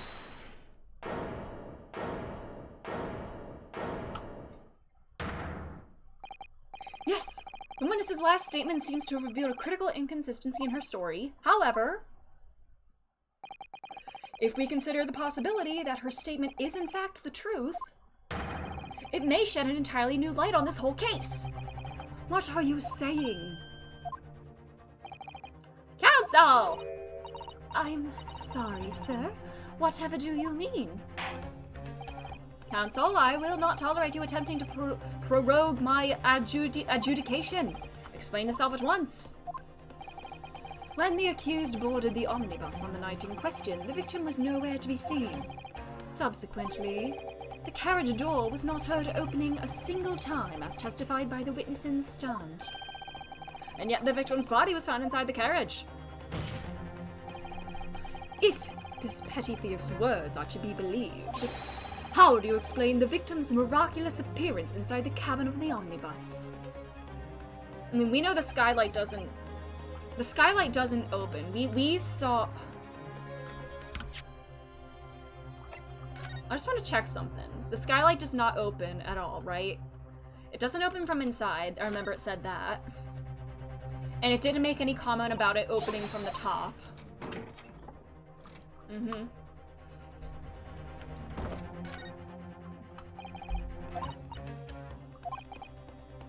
Yeah, does not... It can't be open from inside. It didn't specify outside, right? I don't see any... There's a latch!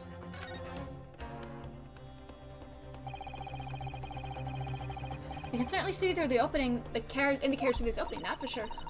Yes, and there's a lamp in the enclosed cabin, so I'm sure the witnesses would be able to see quite clearly. That's not good for us, but there's a latch on the it can be opened from the outside, it seems. So maybe he was killed on top and plopped down into the drop down from above? And that's the banging noise that was that she heard? The thud? Huh. Which would mean either Mr. Faraday or what's his name? Fairplay or First would have done it. Since they were the only two that were sitting up there. Huh.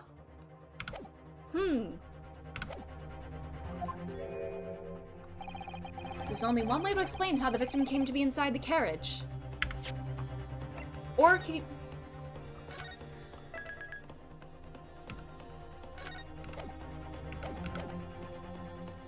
was put there after he died. Obviously, the victim must have been placed in the carriage after he was killed. Tell me, my learned friend, what was the function of that obviously in your last statement? To make you feel stupid! Well said, Lord Van Zeeks. The obviously is troubling me also. No! There's really not the point. The point is that the victim must have been moved into the carriage afterwards. Then answer me this. How could a cadaver have been placed inside a moving carriage? He was dropped from the skylight above. What? That wasn't it? Okay, we're kinda... That wasn't it. Huh? I thought he was, like, dropped in from above, and we have 1 health point left, so, like, we're in the trenches.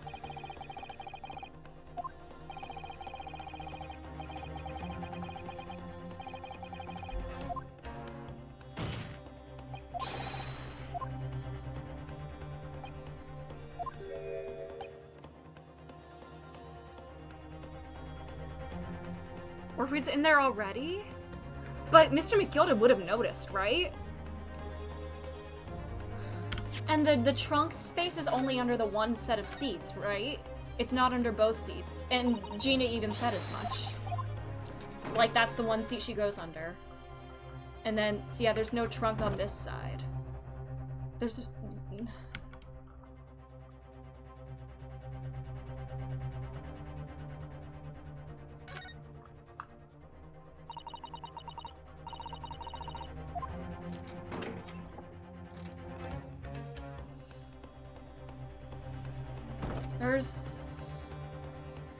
Should I maybe say another entrance and go with the skylight then? I don't know. Let's go with that. If the door wasn't opened even once, the only explanation is that the victim entered the enclosed cabin some other way. I wondered what new fantasy you would come up with in your blind panic. But behold, the omnibus is here for us all to see. Only one side of the enclosed cabin is furnished with a door. The other has only windows. Fixed windows which cannot possibly open. In short, there is no entrance to the cabin other than the door. The skylight. It can be opened from the outside. There's one possibility you haven't considered. Oh, really? Yes. One other way inside that isn't the door. Another opening, the use of which allowed the victim to appear this was my line of thinking as to how he was put in there already dead. The defense will identify the location for the court.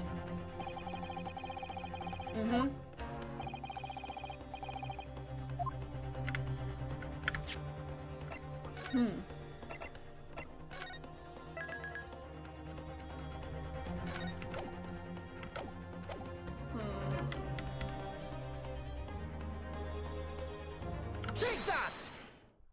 There we go. Yeah, he's gonna need more wine for sure. The answer's obvious. It can only have been the skylight. I say, the skylight. Objection! See, I assumed his dead body was dropped through the skylight, and that's why I picked he was already dead when he was put in the cabin, because if he wasn't in the cabin beforehand, unless he was, like, bleeding out as he was in the cabin, you know, so technically he could have still been alive. Your ludicrous proposal almost has me lost for words, however. Objection! The skylight may well be large enough for someone to pass Objection! through. So you claim, but do you have a shred of evidence to support your addle-brained theory? Both Mr. McGilded and Miss Lestrade said the same in their testimonies. They each claimed to have heard a loud thud, such as the noise made by someone falling to the floor. Yes, which has already been explained, as the sound of the victim falling from his seat having been assaulted with a dagger. Yes, it has, but would a man slipping from the seat onto the floor really have made such a loud noise as the witnesses describe? A noise loud enough. A noise loud enough to cause Miss Lestrade to let out an involuntary cry, in fact. Good gracious! Good gracious!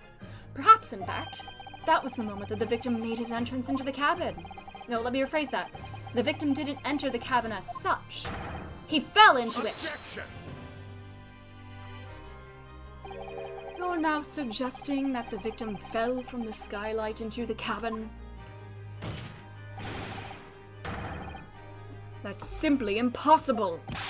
How can you be sure? Because if the victim had fallen inside through the skylight, as you say, the passengers on the roof deck would have seen it happen. Maybe they were conspirators. And yet, not one person made mention of such events in their testimony. Well, yes, that's true, but... What's up, buddy? Might the humble fella make a wee comment here? Mr. McGilded? To be sure now, the two fellas who were sat on the roof that testified afore said nothing of the victim falling through the skylight. Maybe they were both in on it. But it seems to me, my lord, it's not so much a case of them not saying, but... Aye. 'Tis a case of them being unable to say. What do you mean? Was one of them someone threatening them to keep quiet? I think perhaps the two fellas do be having something of a compelling reason not to mention what happened. Would you not agree, fine ladies and gentlemen of the jury? It wasn't Beppo. Beppo was driving, right? I hope it's not my boy Beppo. Oh my goodness, surely not. Those two chops on the roof. You mean the ones who stuck that knife in the man were... Ah!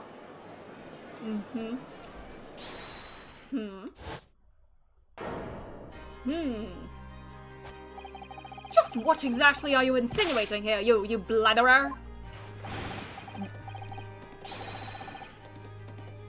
What the...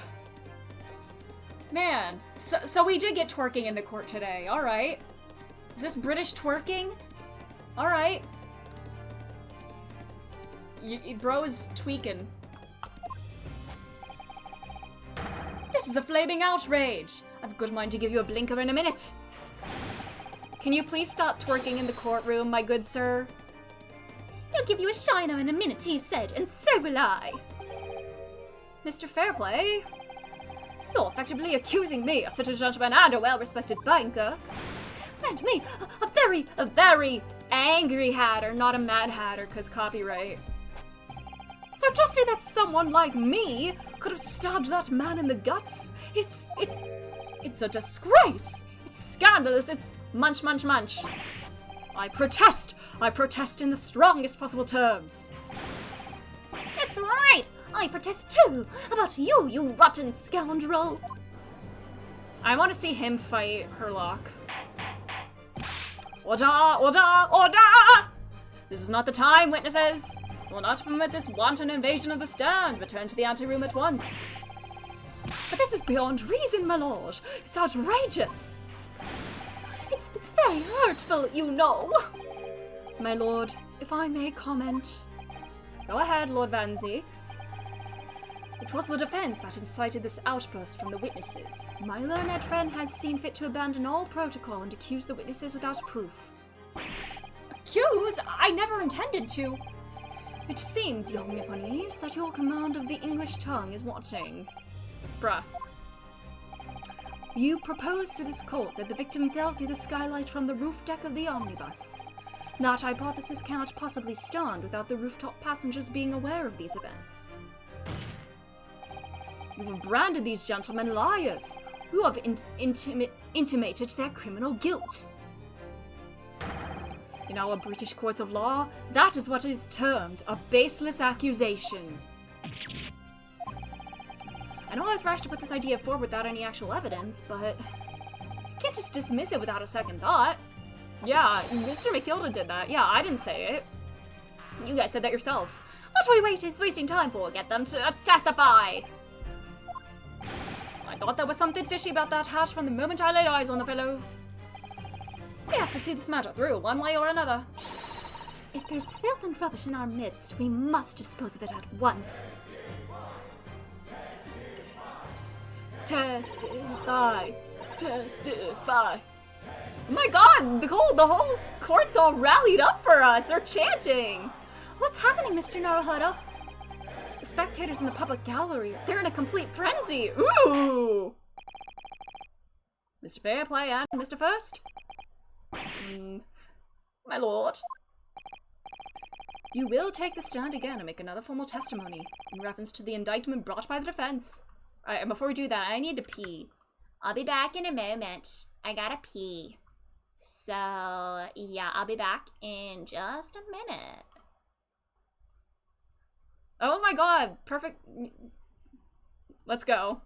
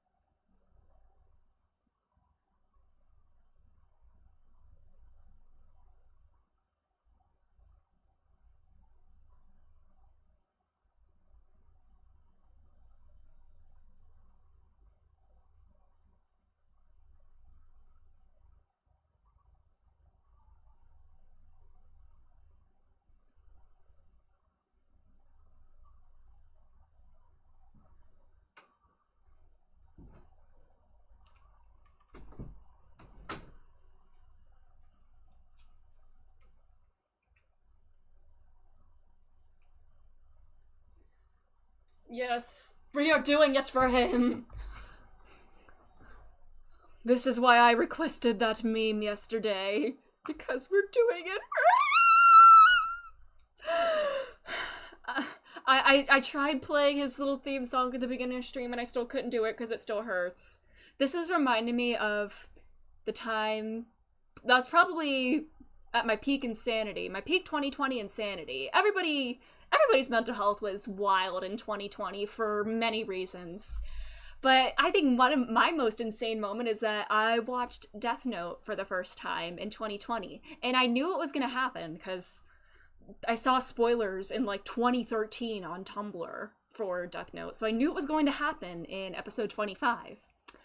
But I got attached to that character so severely. And I, like, mourned for, like, 2 months straight. I was seriously grieving. It was rough.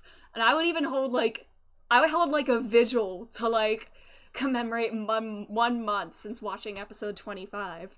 And this feels kind of like a lighter version of it, in a sense. I'm definitely not that insane anymore, but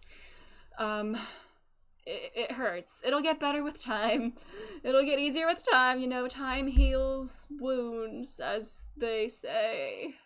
Yeah. Anyways, that's my little embarrassing story from 2020, when I was at peak brain rot. Anyways, testify! Oh, yes, my lord. I didn't come here for this. What? You're a witness. You're expected to testify, my dude. Yeah. There's no time to think this through. All I can do is keep pushing forward. Yup, that's the right family way, isn't it? Or the Naruhodo family way, where you just like Phoenix too. You have no idea what you're doing. You just keep bullshitting your way through until you win. Oh, I will be grieving, or insane at least. You're scaring me. You're very scaring me. Alright, feet in the exit. We were the only 2 people up on that roof deck, dead or alive. I can swear to that. If anything had happened while we were sitting, don't you think one or the other would have noticed? If in any case, neither of us knew the first thing about the victim. We had no reason to kill the man. Bro. Can you... Jeez. You and Baron Von Zeke's having a twerk off, covered in oil. Can we use that to, like... You and the defendant, actually. Whoever does it worse is guilty. Teehee. Teehee. The skylight was shut the entire time, I tell you. We couldn't possibly have opened it. If you're so sure the victim fell through the skylight, where's your proof? Teehee. I must say that on listening to this testimony, it is somewhat hard to imagine how either witness could have performed any malevolent act on this open rooftop deck without the other noticing forthwith. That's right, you see. We're innocent, I tell you. Although, logically, of course, the argument falls down if the 2 of you were in collusion with one another. What? Eh? According to investigations by Scotland Yard, the 2 witnesses share no common dealings. Well, I don't trust coppers any more than I trust. You know, this guy's kind of based. Juror number 3 is kind of based. Something doesn't feel right here. The trial is going in our favor, really. So why do I feel so... We're falling into a trap, mayhaps.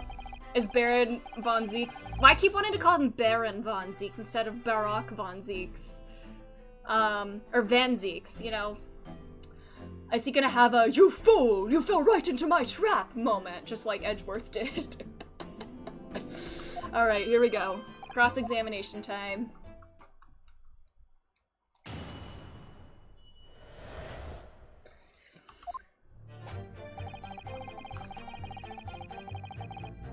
Hold it! So at no time did the victim, Mr. Mason, climb up to join you on the roof deck? Absolutely not, Dickon! No question about it, he said. None at all. Oh, but yes, of course, I remember seeing them both. I saw the victim inside the enclosed cabin talking with this man here. Talking? Is this true, Mr. McGilded? Dear me, my lord. At the risk of repeating myself, I boarded the omnibus alone and nodded off inside almost immediately. That's an outright lie, without a doubt you were engaged in. Let me stop you there, fella, and ask, do you have any evidence at all? Ah! It's all about evidence in the courts these days, so it is. You do well to remember that.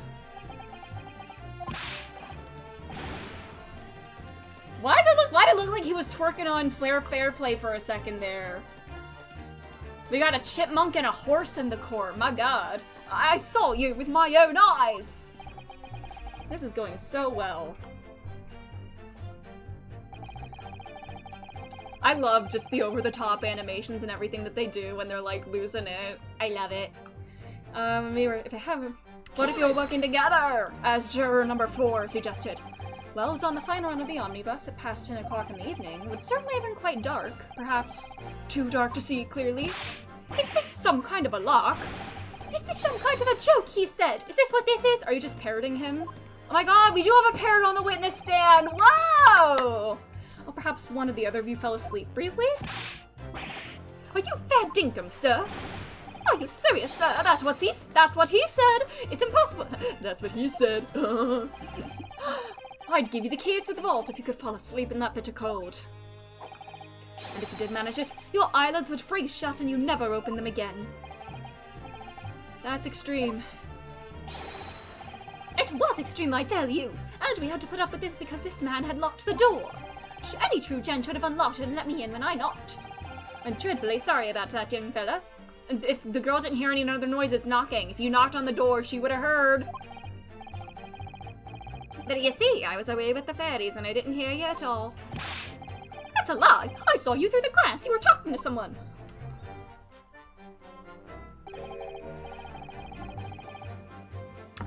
Now, it was a cold night, so it was. People do be seeing things that aren't real in the cold. That is hardly surprising. Seeing things! Seeing things! I believe we have reached an impasse here on this particular point. You! Don't take it personally now, lad. If I'm a suspect in this case, then it is only fair that you and I and the other fiend are too. Open and free competition is what a capitalist society is all about. Oh my god, bruh. My god, capitalism in the courtroom, except for paying with our lives. This isn't a competition I should like to be involved in, really.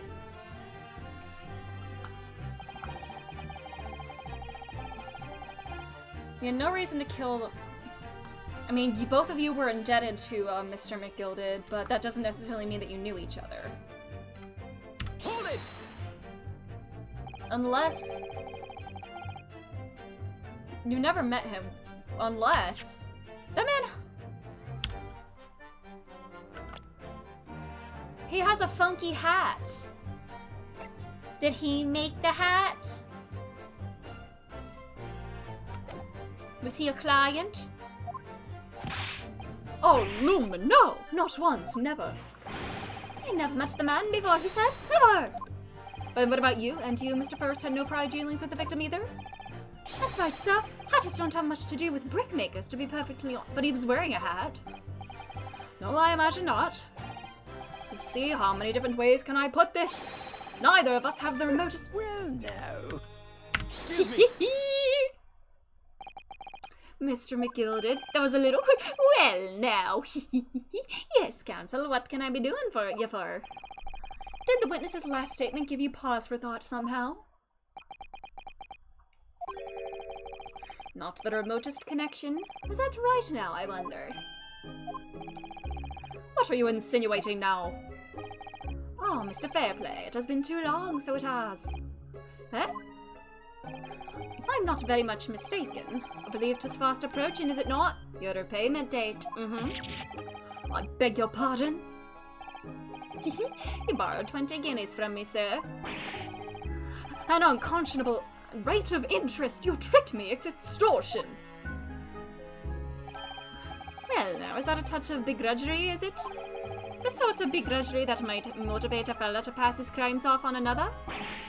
Ooh, yeah. And young Mr. First. Me, sir? What do you want with me, sir? You do be making hats for a living, do you not? Mm-hmm. That there top hat sliding about on your head. Is that one of your own creations, is it? Oh, well, I'm still just an apprentice, you understand. I'm learning to find the perfect fit for whatever fine gent walks through the door. The perfect fit, is it? Well, it is a very distinctive design, so it is. It's got, like, the stitches, and, Mason's hat had all the stitches, too. Many customers like it, I tell you. They like a distinctive touch. Customers such as thrice-fired Mason. Oh! There was a photographic print of the victim submitted as evidence of her, my lord. Hmm? Yes. Bro had a hat. Look at that. Can't help thinking that the poor fella's hat looks distinctly familiar, wouldn't you say? Oh. That's one of my hats. Aye, that is. So it would seem the brickmaker was a customer of yours. The sort of customer, I'd wager, you could have had a wee quarrel with over the distinctiveness of the goods. Huh? Oh, no, sir. Absolutely not, sir. Well, there's really nothing more to add. It wouldn't be right to say that the two fellas here haven't the remotest connection to the victim, you see. Mm-hmm. I rest my case. Your little weasel. He should be an attorney. Gosh, Mr. McGilded has certainly been thorough in his research, hasn't he? Please don't let me little interruption hold up the proceedings. Oh my god, I got an achievement for that. Cool. For identifying the milliner responsible for the victim's hat. Nice! You couldn't possibly have opened it. Yeah, you could have. You could open it from the outside. Are you quite certain about that? That the skylight was shut the entire time? I'm going to lose my block with you in a minute. He's going to lose his rag with you in a minute. That's what he said. Take a look for yourself. Go on. You see? It's shut fast now, just like it was on the night. Have a good night's dream. No worries, Ash. Have a good class. So it is, of course, a fellow the size of Mr. Mason could likely break through it and still and all. What? Just look at the size of that thing, you understand? No, you hold on a minute, sir. The size of the ting means nothing. Not on its own. Let's consider the bigger picture here, shall we? Let's stop biting our cane, shall we? Yeah, you're gonna be wearing that thing down.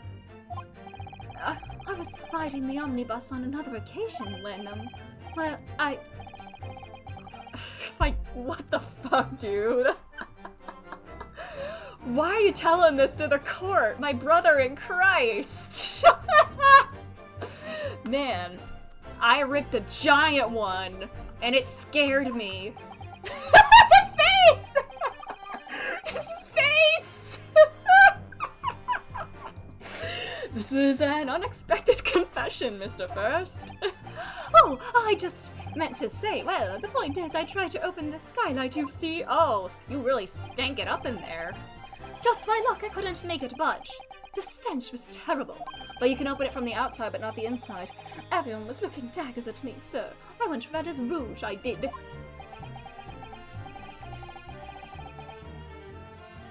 Are you expecting me to sentence you? Oh no, sir. The point is, the skylight can't be opened. I tried and tried when it was... That ain't... Oh, hey. Excuse me. Hey, bestie. Do you have something to say about that, Miss Lestrade? Miss Lestrade. It opens. Hmm? The skylight. That's what we're talking about, right? The accent, yeah.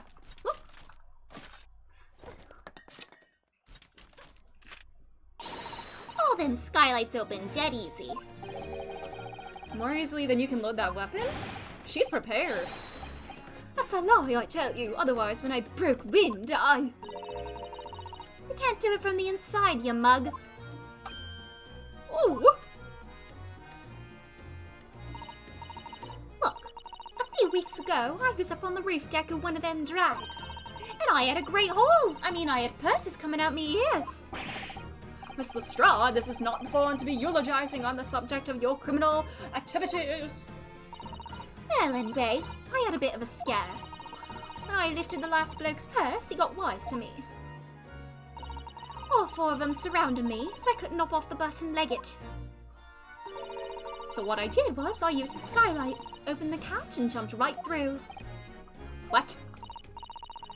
Yeah, the catch for them skylights is on the top side. That's why you can't open them from the cabin. Skylight opens from the rooftop? Bailiff! Climb up onto the roof of the omnibus at once and verify the witness's claims.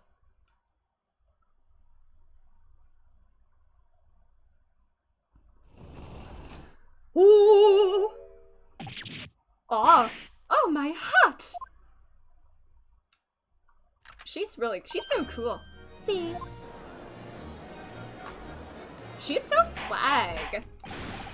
Odar! So, it appears the street girl's statement is quite true.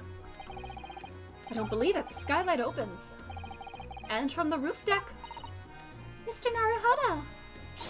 This could be the clue we've been looking for. Well, counsel for the defense, please continue with your cross-examination. Yes, my lord. So the skylight opens. Perhaps I should investigate for myself. Are we gonna get any sort of new information, with, this?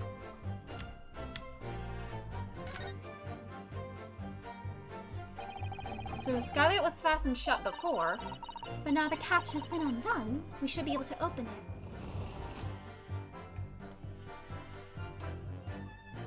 Whoa, ah!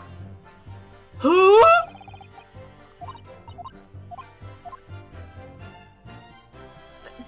There's the red stuff. Blood! Oh, that's fresh blood, isn't it? There's blood there. On there. Was it, like, opened and somehow, like, dripped down? No, it was... There's blood up there. Ooh!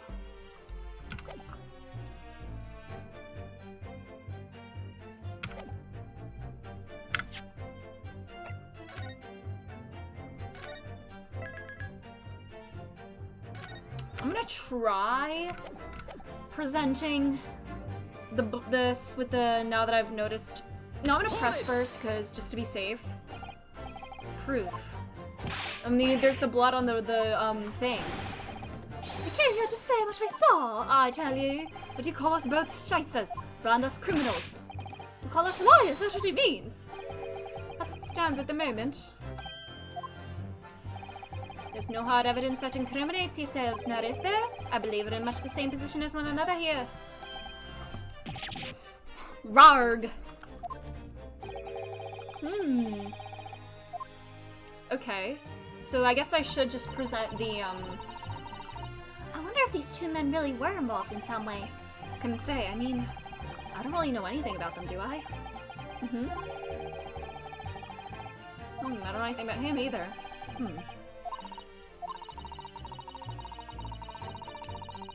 So maybe I try presenting now? And I just, am I gonna get a chance to point out to a specific piece of the carriage? And I can point to the blood on the, thing?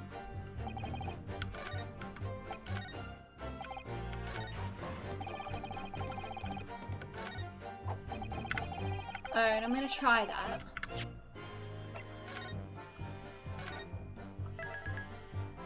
And the blood looks like fresher, I guess. No, not fresh. It would have been kind of old anyway. I don't know. I don't know what I'm saying that.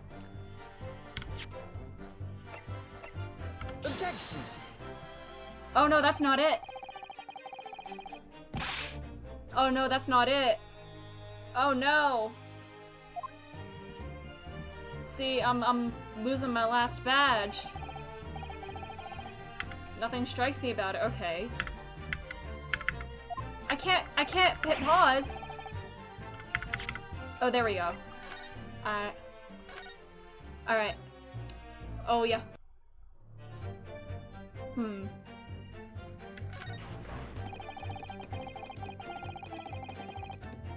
Oh, maybe I present it here. Objection. Still no. Unless I need to keep... No. Proof that it was...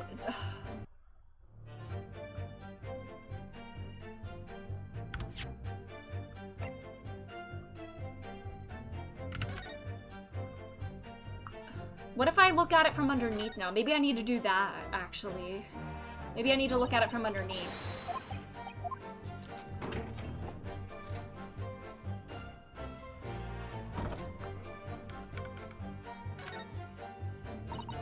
Yes, it does open very wide, doesn't it? Wide enough to kick someone like you through, certainly, Mr. Naruhodo. Why someone like me? You look very kickable. Look! Just here, look at this! I guess I had to click on this. It's blood! Why would there be a blood stain there? Surely it can't be unrelated to the case, can it? There we go. There we go. There's our updated thing. We had to update it and look at it from that angle. My brain is always ahead of things. What I do... The skylight was shut the entire time. It had to have been open for... Let's try it on this one, because his statement is, we didn't open it, and the other guy's statement is, we didn't push him through. Or the victim wasn't, the bitch him wasn't pushed through. But this is about whether the light was open that night. Objection. There we go. There we go.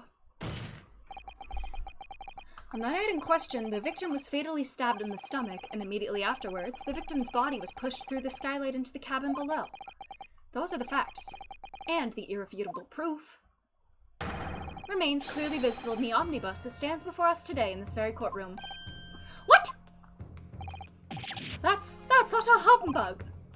You can't possibly have any evidence. No, you can't.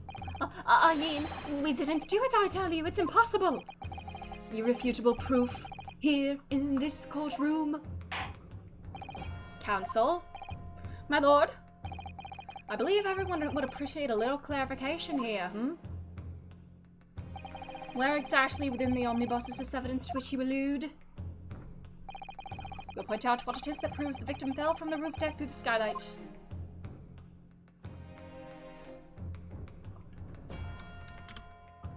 Got it! By Jupiter! Is that blood? Whoop! This bloodstain proves two things. Firstly, when the incident occurred, the skylight of the omnibus was open. What? And secondly, the victim was already bleeding when he fell through the opening. Oh my! And so it follows that Mr. McGilded, who was inside the enclosed cabin himself at the time, cannot possibly be guilty of this crime. Ah, no! We got him. Order! Hold it. Oh, there's that guy. But. But the blood could have sprayed up there when the fellow was stabbed inside the cabin. And only found its way to that one particular spot on the skylight? Sure, and that would be very convenient. Ah. Well, let's keep in mind that the skylight can only be unfastened from the roof deck. I myself wouldn't have been able to open it now, would I? But. There's no way to know for certain, is there? If the gent really fell through the skylight, I mean. Does he have any body injuries? Why didn't you have a good look at the floor of the cabin between the two seats, Mr. First? There's a puddle of blood there, too. Tis all too plain, if you see. There's the aftermath that shows the poor fellow dropped from a fair height right there, so it is. What? No! But it can't be! It's all... lies! My fellow jury members? I think we can all agree that this is clear proof of the defendant's innocence, can't we? I believe we can. Yes, sir. It's clear to me now where the filthy rubbish can be found in this courtroom. So, they thought they could pull the wool over my eyes, did they? I won't tolerate any of the guild's carriages being sullied with blood. I won't tolerate it. Oh, I always knew that nice gentleman who gave us the delightful park couldn't have done such a thing. On 3 then, everyone. 1, 2, 3. Objection! Oh my god, bro. Oh boy, is he gonna lose it? I need him to snap. A chilling performance, Mr. McGilded. Oh, and what did you be referring to there now, Lord Van Zeeks? A blood stain on the frame of the skylight. Such evidence is null and void. What? Why? For one extremely simple reason. That smear of blood never existed. Objection! What? What are you talking about? It's there for all to see and it's clearly blood. Objection! But it is lighter color and I swear they just appeared recently. At least the one on the floor I swear wasn't there before. And he made a comment about Van Zeeks not mentioning that. I personally attended Scotland Yard's investigation of the omnibus. The officers involved went over the carriage with a fine-tooth comb. So I can state with absolute surety, no such smear of blood existed in the carriage. At least, not until this trial began. But are you suggesting, Lord Van Zeeks, that the stain of blood was fabricated, my lord? Yes, and while this court has been in session. Was it during the smoking bomb thingy that she threw? Huh? What a palaver. I must say I didn't expect such crude reasoning from a prosecutor of your standing, Lord Van Zeeks. Oh, I need him to snap. Please snap. But I'm Magnus McGilded, a fellow known all over the capital for his fine contributions to public life. I don't take kindly to slander, and I'll fight it to the bitter end. Even if it's rolling off the tongue of the Reaper of the Bailey. Mr. McGilded, I realize that this is your first appearance in court as the accused.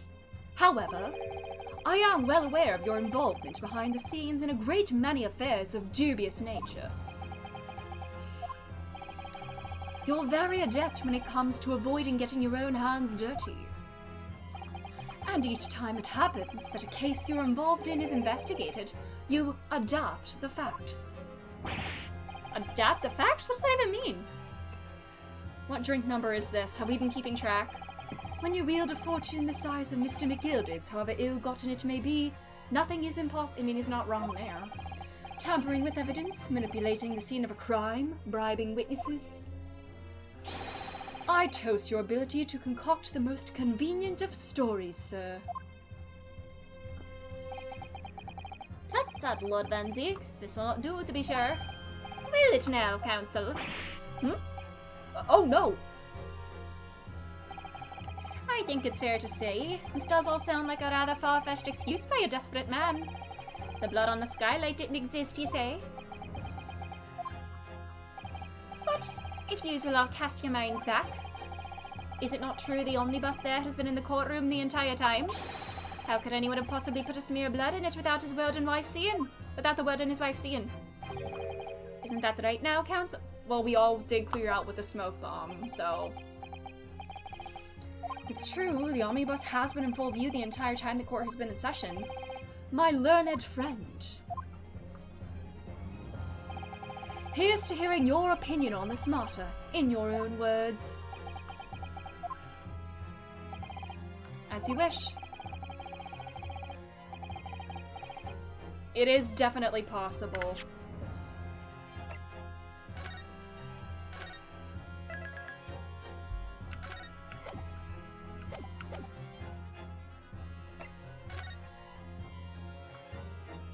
If I'm going by, like, truth. As a defense lawyer, it's my job to advocate for the defendant as best I can.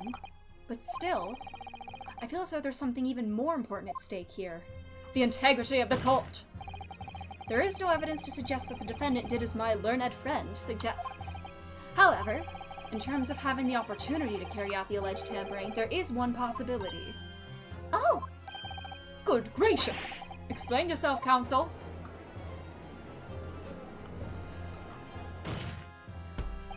Yes, there is. It seems my learned Nipponese friend has no intention of running from this deceit. Deceit?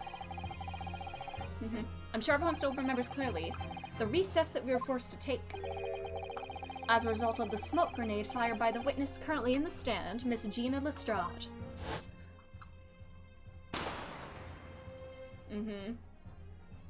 Did she just want to cause shenanigans or something? I don't know.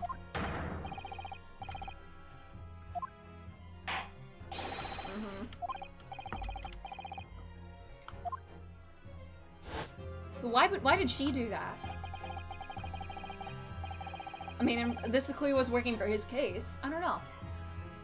Did he pay her to do that? McGill did, I mean? Did McGill pay Gina to do that? The courtroom was filled with smoke and everyone was thrown into confusion. All of us were made to leave this chamber. In that brief interval, under the veil of smoke and in all the chaos, it could have been possible to steal inside the omnibus. And all the bags, too.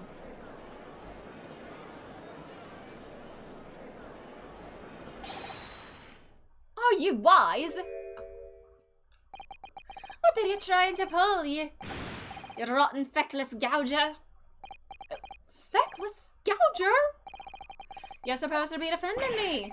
'Tis a wicked plot. 'Tis a plot to undermine me, so it is. Objection!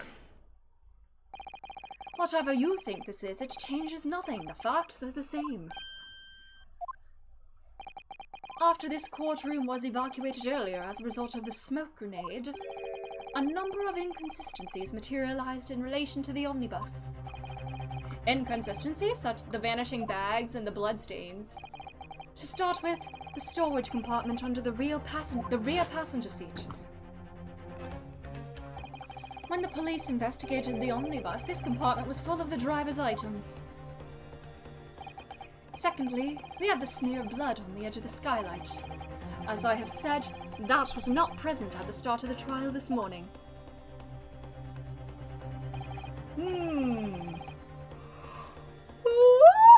Unfortunately, Lord Van Zeeks, no one is able to corroborate your claims. That's true. When the omnibus was first wheeled out, both the storage compartment and the skylight were shut. I mean, we peeked, but... Accordingly, I'm afraid to say we cannot establish with any certainty if this evidence is the result of tampering or not. Indeed, my lord. No doubt there was not a single person who saw fit to verify such things. What do you think? Sorry? About the omnibus? Is there anything else unusual about the omnibus?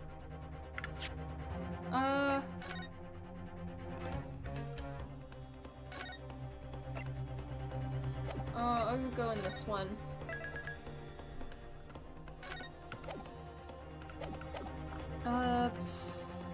Is there? Huh?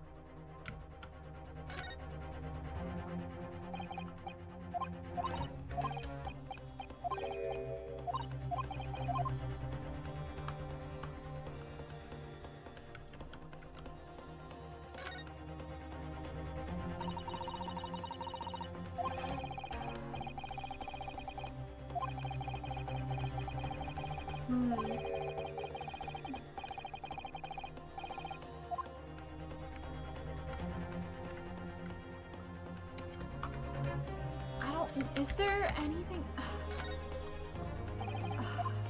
I don't know. I mean, those are the... I do feel like that is different than it was before.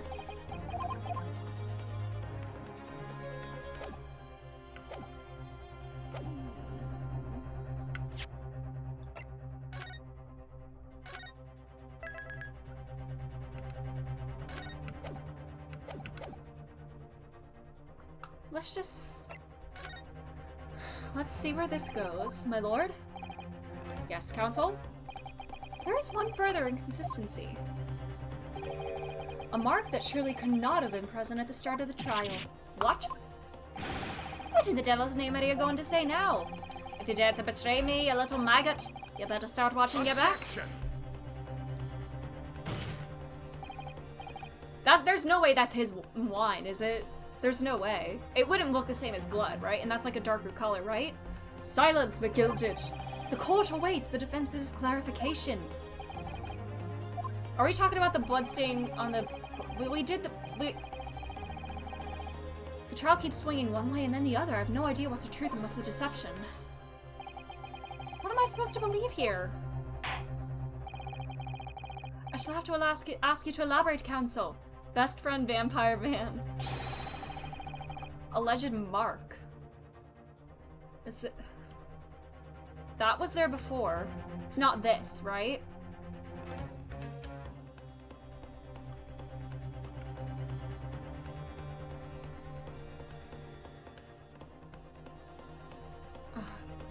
Some kind of mark?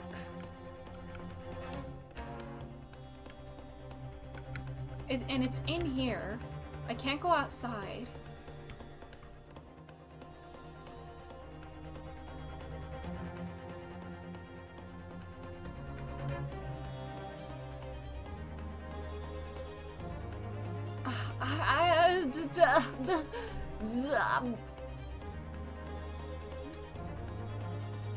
A mark?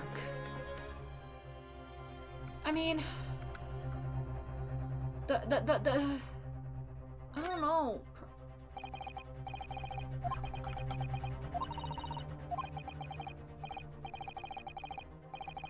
He meant...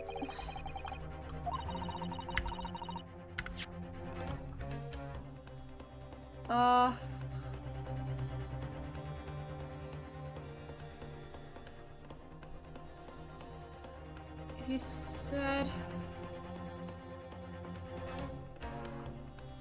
Did he only talk about the blood on the, thing on the top? I know, I'm probably overthinking this. It's not gonna be this. I mean, this was a... he mentioned the blood on the skylight, but not the blood on the ground of this. But Mr. McGilded mentioned this. Got it! It's not this. Or is it? If you consider that the victim fell through the skylight onto the floor of the cabin, we would certainly expect to find signs of blood where he landed. But as far as I recall, this bloodstain on the cabin floor was not there. So it is that. It really was that. Oh my god. Good lord. I really was overthinking that. Wow. I think McGilded mentioning it kind of threw me off there. Well said. Although, as advocate for the defense, one might say that was a very careless slip of the tongue.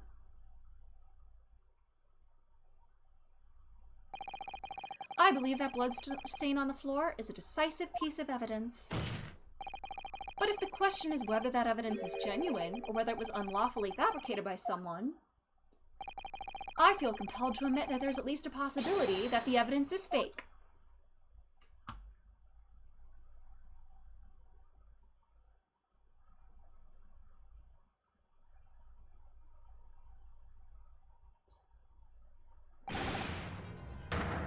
Huh? Oh! This trial is over. Mr. McGilded? I've done everything I possibly can to cooperate with the court, but it is all over now. Huh? Did I fuck up? But you're the defendant. Tis over, I tell ye. His pupils are smaller. Memory, recollection. What people think they saw, it is all nonsense.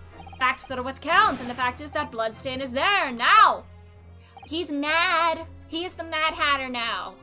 Well, he wasn't the hat guy, but... And over the course of this desperate trial, long and extremely drawn out as it has been, that good-for-nothing Reaper of the Bailey has failed to present any decisive evidence at all. I'm scandalized, so I am. I thought better of Lord Van Zeeks. Well, my lord? I must concur with the defendant. The unaffirmed recollections of an individual cannot stand as evidence. At this moment in time, the particular bloodstain in question is very much in existence, and in the absence of any credible method by which to prove its alleged previous non-existence, I regret to say that we can't see it in the... Yeah, it's not visible in this picture. Yeah.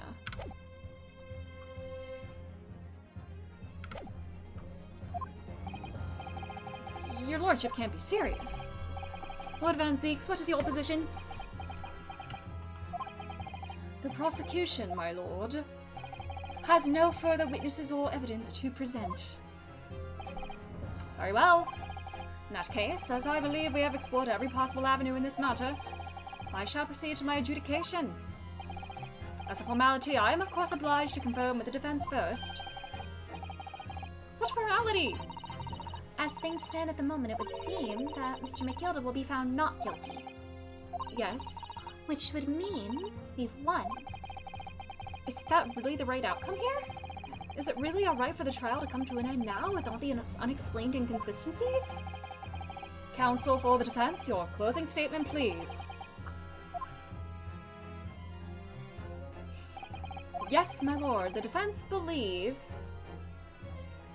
Oh my god! Oh my god, really? Oh my god, really?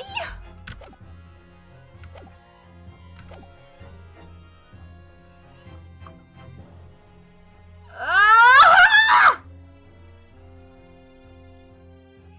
I mean, as the defense attorney, I'm supposed to believe in my client to the end, as that's what Mia Fey said. But Mia Fey was not yet born at this time, so should we go by what she said?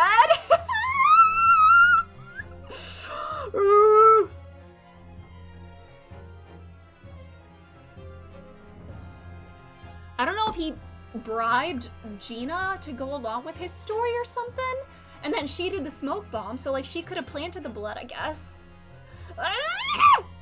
You know what? Let's just try. Let's try this and see.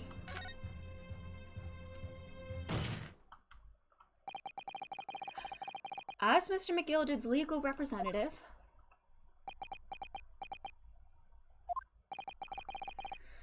yeah, I can't breathe. The air in here is stifling. But I'm this man's defense lawyer. There's only one thing I can say in this situation. I believe the defendant, Magnus McGilded, to be innocent of the allegations brought against him. Thank you, counsel. It would be so wild if he just turned out to be guilty, though. That is kind of wild. Like, your very first time actually defending somebody, and he had to get the not guilty to, like, continue on the study tour. But here's to you, my Nipponese friend, and the most abject closing I have yet to hear in a court of law.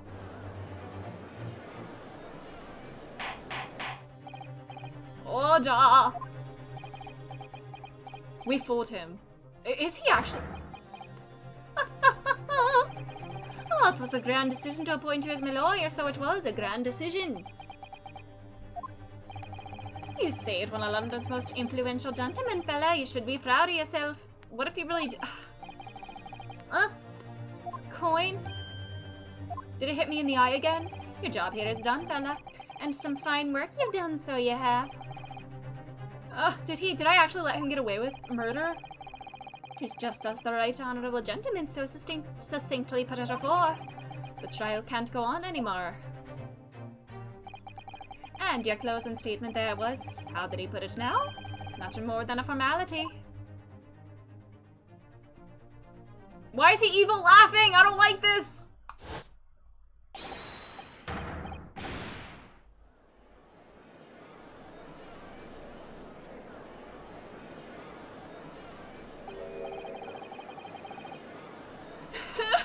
Did he really do it? With Vampire Man? Ah! I don't know what to make of all this. Was the evidence we've seen genuine or was it fake? His lordship would be fuming. Any unsightly rubbish should be disposed of promptly, as I said. Oh god, the stinking rich are always guilty of something. You! Mark my words! Base juror number 3. I feel terribly ashamed that I ever doubted that lovely man who gave us that lovely park. Bro, I'm scared. Now that proceedings have unfolded in this way, I am compelled to declare a premature end to this trial. Further, the court must accept the defendant's plea.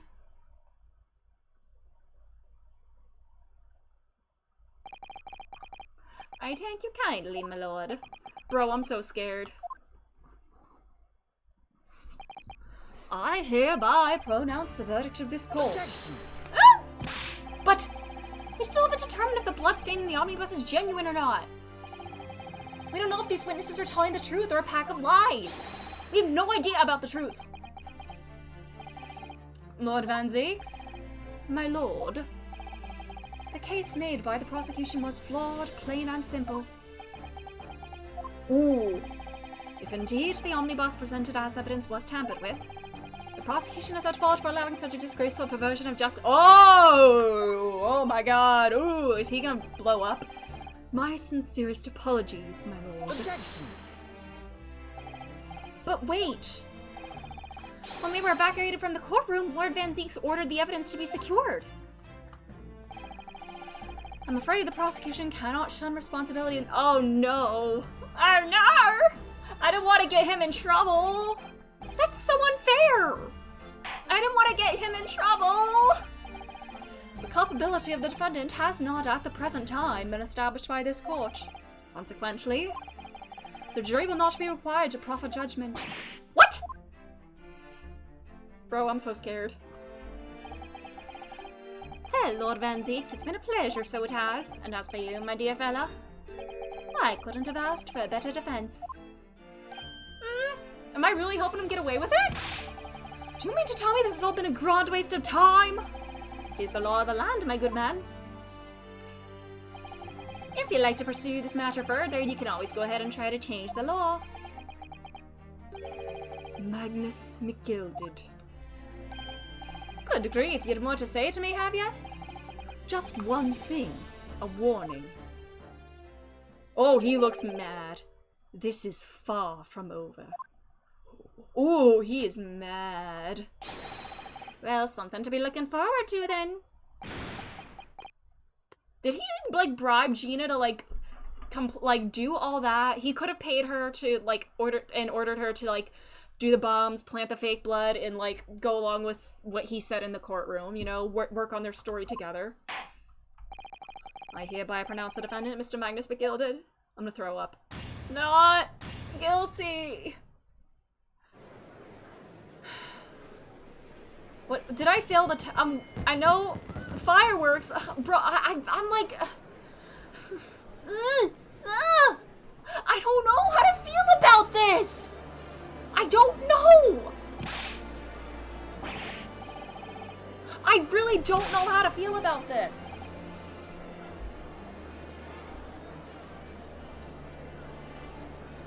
I mean, the test was to get a not guilty verdict, but what if he... With the courtroom in pandemonium for the second time today, the judge delivered his verdict. My first ever trial in Great Britain came to an abrupt end, with the defendant being found not guilty, ostensibly a victory for us. But it doesn't— why does it not feel like a victory, though?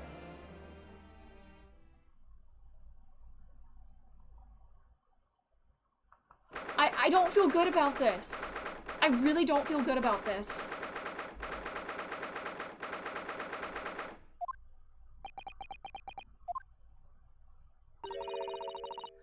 That certainly was a long trial. What if the test was recognizing that my client was guilty and accepting that guilt, and then realizing that as a defense attorney, sometimes your clients are gonna be guilty, and the guy wanted me to recognize that, even though I'm overthinking everything. Your first ever trial on foreign soil and your first victory. It was a wonderful performance. My heartfelt congratulations. She's not smiling. And to you, Mrs. Sato, thank you for your assistance. I suppose we should be happy. The trouble is, we're still completely in the dark about what actually happened. Well, we didn't have enough time. But isn't it wrong? I mean, who is actually responsible for Mr. Mason's death? We don't even know that. The sole aim of the defense is to obtain a verdict that exonerates the defendant. You carried out your duty to perfection. Aye, that you did. Bro, I'm so scared. Yep, that's his minion for sure. He totally paid her to smoke bomb the room and plant the fake blood and make sure their stories matched up.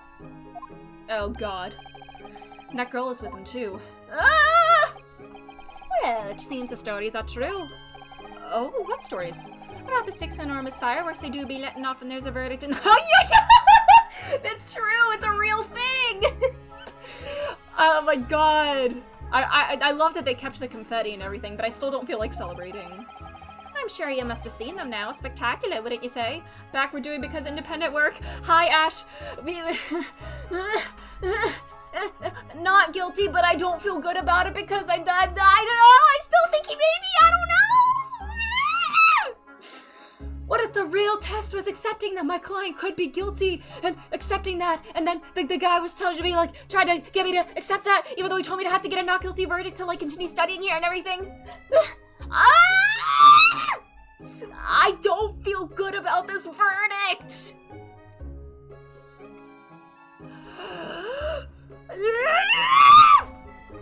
Gina's his little lackey, I'm sure of it. He paid her to go smoke out the place and put the fake blood there. I don't know! Because I swear that blood wasn't there before! Yeah, we finished the trial. I don't know. We betrayed my vampire. I know. I didn't want to make him look incompetent. He's like, this is an oversight by the prosecution. I don't want to do this to him. I had heard it was a sight to behold, and to be sure it was. And I've you to thank, I suppose, for having an opportunity to see it. I don't like this! I don't like this! Ah! I don't know about that. I'm not sure I really did anything. What on earth are you saying, fella? How did I walk out of there a free man, then?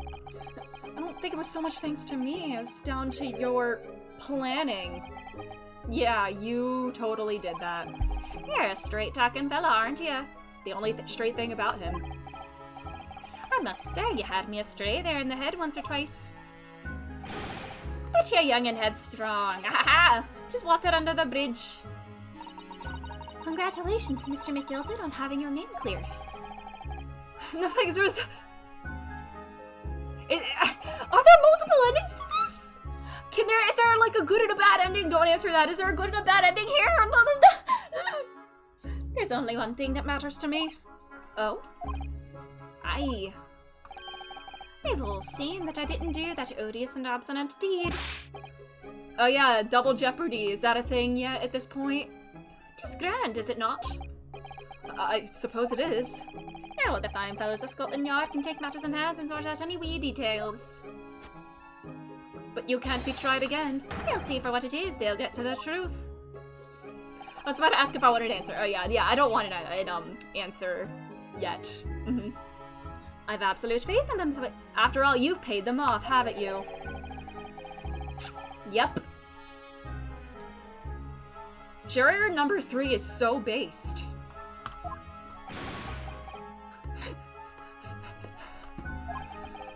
It's not... My stress ball deflated. Oh wait, no, it's still here. I just didn't see it. It's kind of squishy. I think I need to get the stress ball back. it kind of deflated a little bit, and it doesn't like bounce back as quickly as it used to. But I think I need it. So then, as we agreed aforehand, 1,000 guineas for your troubles, fella. No, I couldn't possibly accept that much. Arrah, be whist. You're a humble people, are you, from the east? Well, if you insist. But have this, still and all. You deserve a reward. Mr. Magnus McGilded.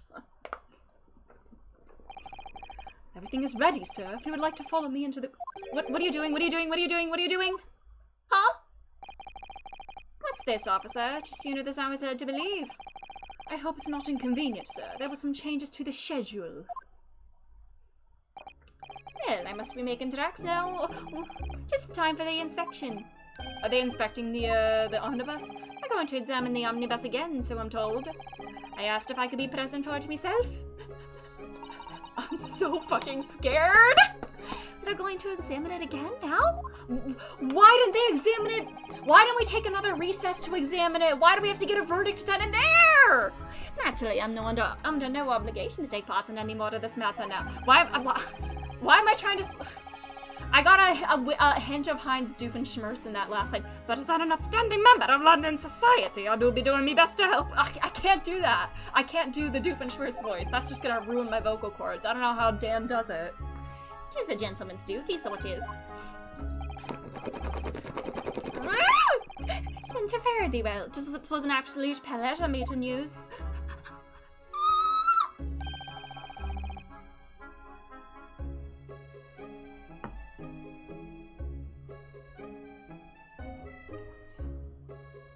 Did we tell him about the study tour? Does he know about the study tour? Did we tell him about that? Maybe we did.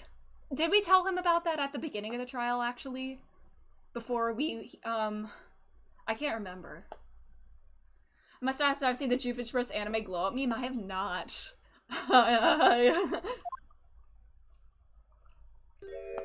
Did he fund this tour? I forgot she was here too.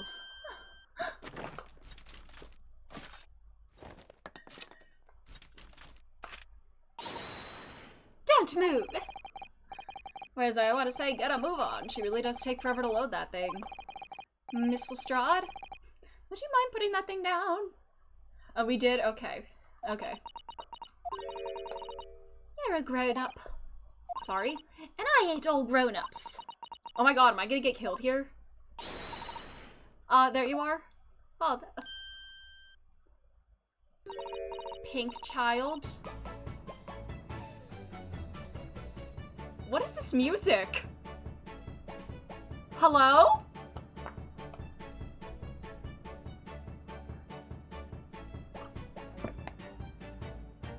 What is this? Naughty, naughty, naughty, running off like... It's kind of giving like sweetheart kind of hair. I don't know.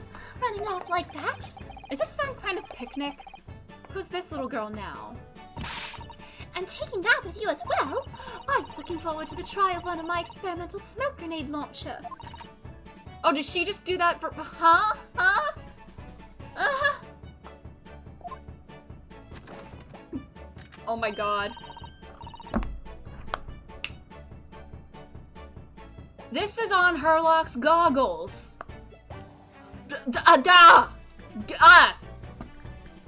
Does she work with Herlock and like make all his gadgets and whatnot? Oh my god, is she part of the pink inventor kind of squad?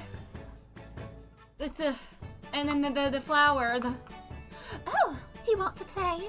You won't beat me. Excuse me, but who are you? Oh, good day to you. I'm, well, the inventor, I suppose, of that machine.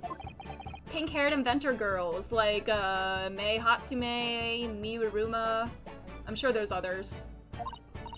Well, normally smoke grenades are so dull, don't you agree? White, white, and more white.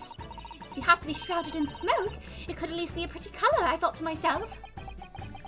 Do we have to be shrouded in smoke, though, at all? I just took my eyes off it for a moment whilst I was changing onto a different omnibus and she pinched it. Onto a different omnibus. When did you... Luckily, I fitted it with the telegraphic beacon. Onto...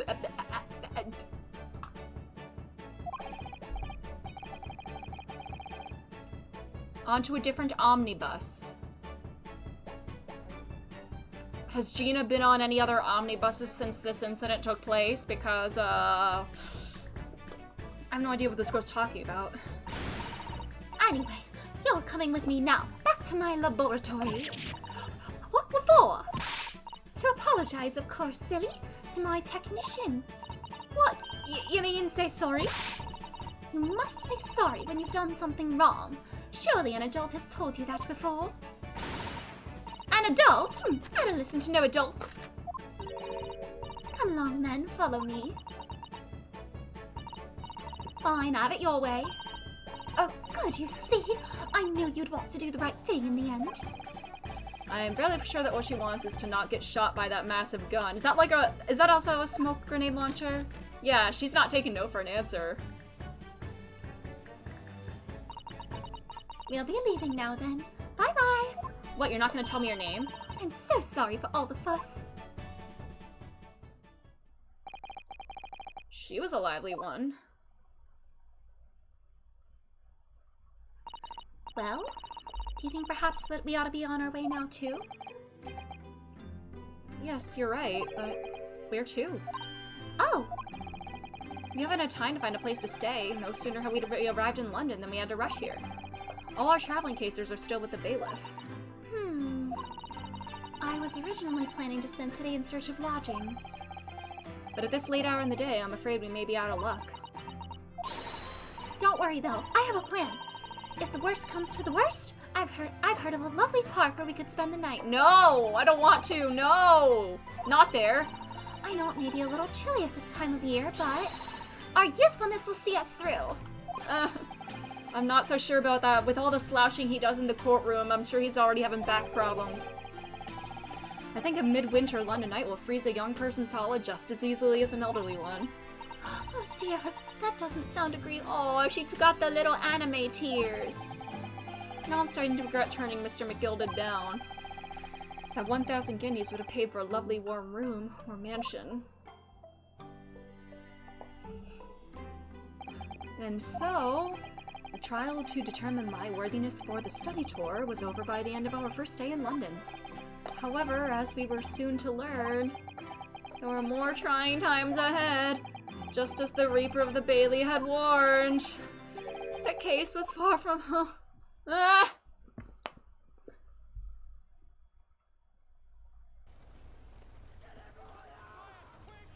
What's going on? Get the fire brigade! See, this is what happens when you throw fire in the courtroom like that. How did this happen? Destruction of evidence. McGilded did this for sure. It was already engulfed. No one was supposed to be allowed in here before we started investigating. McGilded did that. He's bad. He's the bad dude, huh? Herlock is in there. Please let Herlock be in there. Please let Herlock be in there. Oh, good God. Please let Herlock be in there. There's someone in there. Oh, it's Santa! Oh my God, Miss... Huh? This can't be.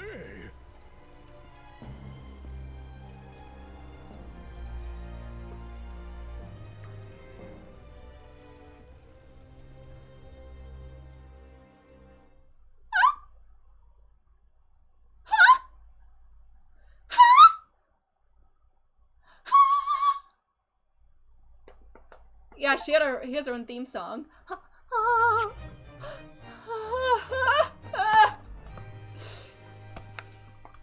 What?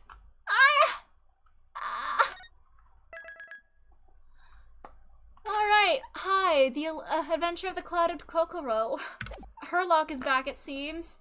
I don't know how I feel about that. I don't feel good about that. I mean, I don't trust him. I don't trust Mr. McGilded. I really don't. It just makes sense that he would pay, like, Gina to, like, go do the shenanigans and smoke out the courtroom and everything. And if Mr. McGilded got in there early, he could have easily burned down the place or whatever, or the thing. I don't know, or had somebody else do that, because he doesn't like to get his hands dirty. So, I don't know. And when I said please let Herlock be in the burning thing, I didn't mean because I didn't wanted him to die. I thought he would just like make a spectacle of an appearance, you know? And Van Zieks was staring daggers at that thing, and oh man, I don't even know what to think. I don't know what to believe. Anyways, let's go. We can't stop there. We gotta keep going. Help us, Herlock. My brain is fried. I begin to think, Wilson, said Sholmes, turning his head languidly in my direction, that there is more to this case than that which we have observed. Indeed, that there may be another part to this story that we are yet to discover. His eyes wandered, following the steam rising from his cup of herbal tea, leading him to the distant memory of that snowy evening. To the young lady collapsed on the pavement along Briar Road, and to the knife in her back. Lit in the soft glow of gas lamps, a most extraordinary scene had been set. And under the cover of a light fog, the curtain had risen silently on the insoluble mystery of our invisible killer.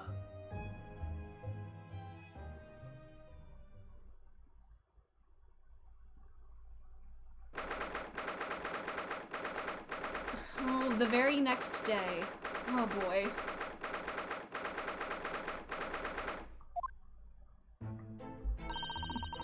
Did you sleep last night, Mr. Naruhodo? No, not at all. It was an enormous hotel, wasn't it? The rooms were so luxurious. I felt like we were staying in a palace.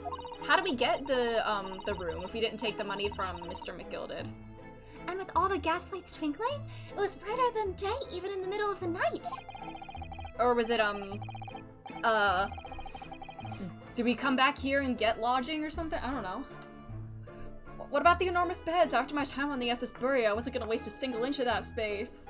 Bet you wish you had someone up to cozy up with on the bed, though. I spent the entire night rolling from one side of the mattress to the other. Do you think they would have... If he was here, they would have shared the bed.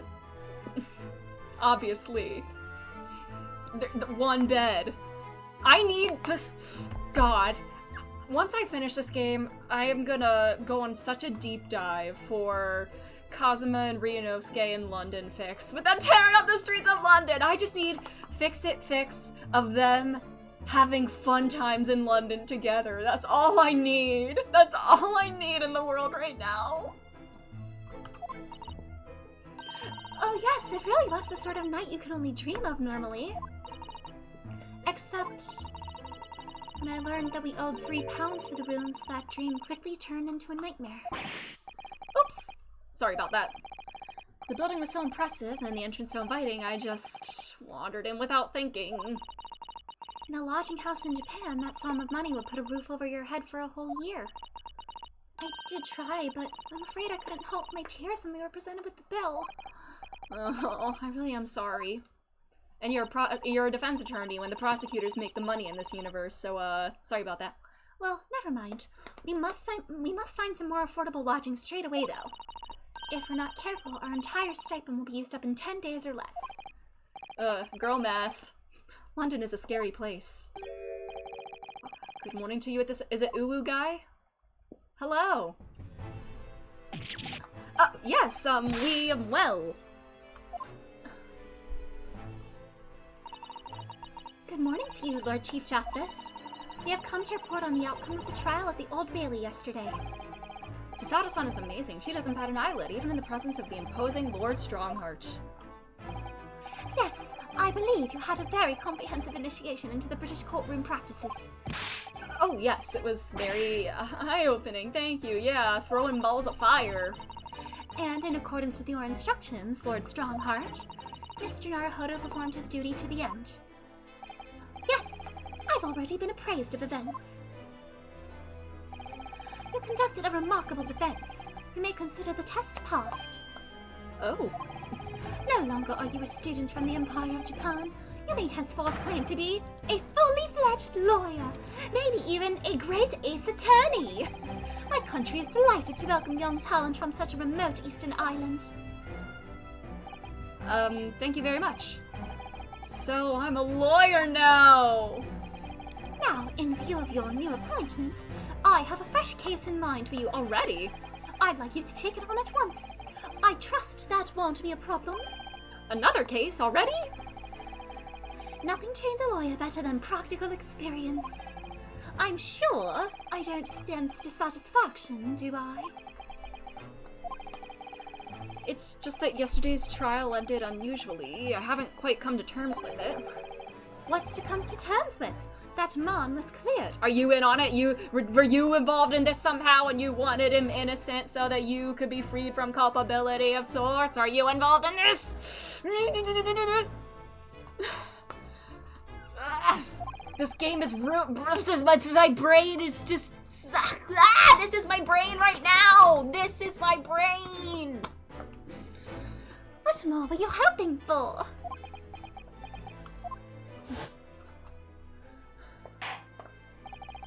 The culpability of the defendant has not at the present time been established by this court. Consequently, the jury will not be required to proffer judgment. Lord Van Zeet, it's been a pleasure, so it has. And as for you, my dear fella, I couldn't have asked for a better defense. This is your brain on DGS. Yeah, this is this. Just mush.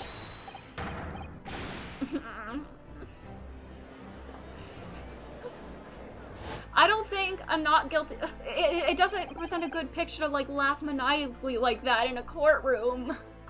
I just can't help wondering if Mr. McGilder really was innocent. Mr. Naruhodo? It's just that I never managed to ascertain the truth. And then the trial ended. Well, you needn't let it trouble you for a second longer. Sorry. What do you mean, Lord Strongheart? Magnus Oh, that was him in the... It must have been him in the omnibus then. Maybe he burned alive in there. Whelp. Whelp. Man. No! What? Mr. McGilder is dead? Burbs. I have 19 minutes and 41 seconds until my next engagement. Time enough to talk.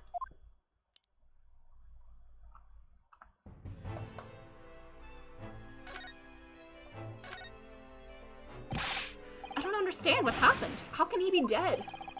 After the trial concluded yesterday, there's a great commotion in the Old Bailey. As you'll presumably recall, an omnibus had been wheeled into the courtroom. Yes, yes, of course. That was the scene of the crime which Mr. McGilder had been accused of. But why would he be burned in there? Do people believe he was guilty and just, like, wanted him gone anyway? Huh. Precisely. Well, while the bailiff's attention was diverted by some other matter, the omnibus went up in flames. No. How could such a thing have happened? That is being investigated as we speak, but already. The police have identified a corpse found inside the charred shell of the carriage as that of McGilder. Why was he in there? I mean, did they want him to... He was locked in there. He was locked in there somehow. The man must have slipped inside because the bailiff's attention was elsewhere. That bailiff really needs to pay more attention. And how could that have happened? That is also being investigated as we speak. Thinking back now, immediately after the trial, Mr. McGilder did mention going back into the courtroom to look at the omnibus. Well, I must be making tracks now. It's time for the inspection. We should have just taken his money. Present for the inspection. inspection of the omnibus? Not to my knowledge. I don't believe Scotland Yard has any intention of re-examining the carriage. But then who was Mr. McGilda talking about? Never mind that now. The Yard is making a thorough investigation.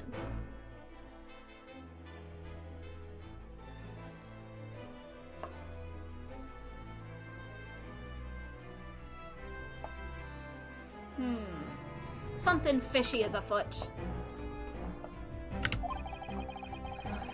This matter is no longer any concern of yours. Leave it to the police.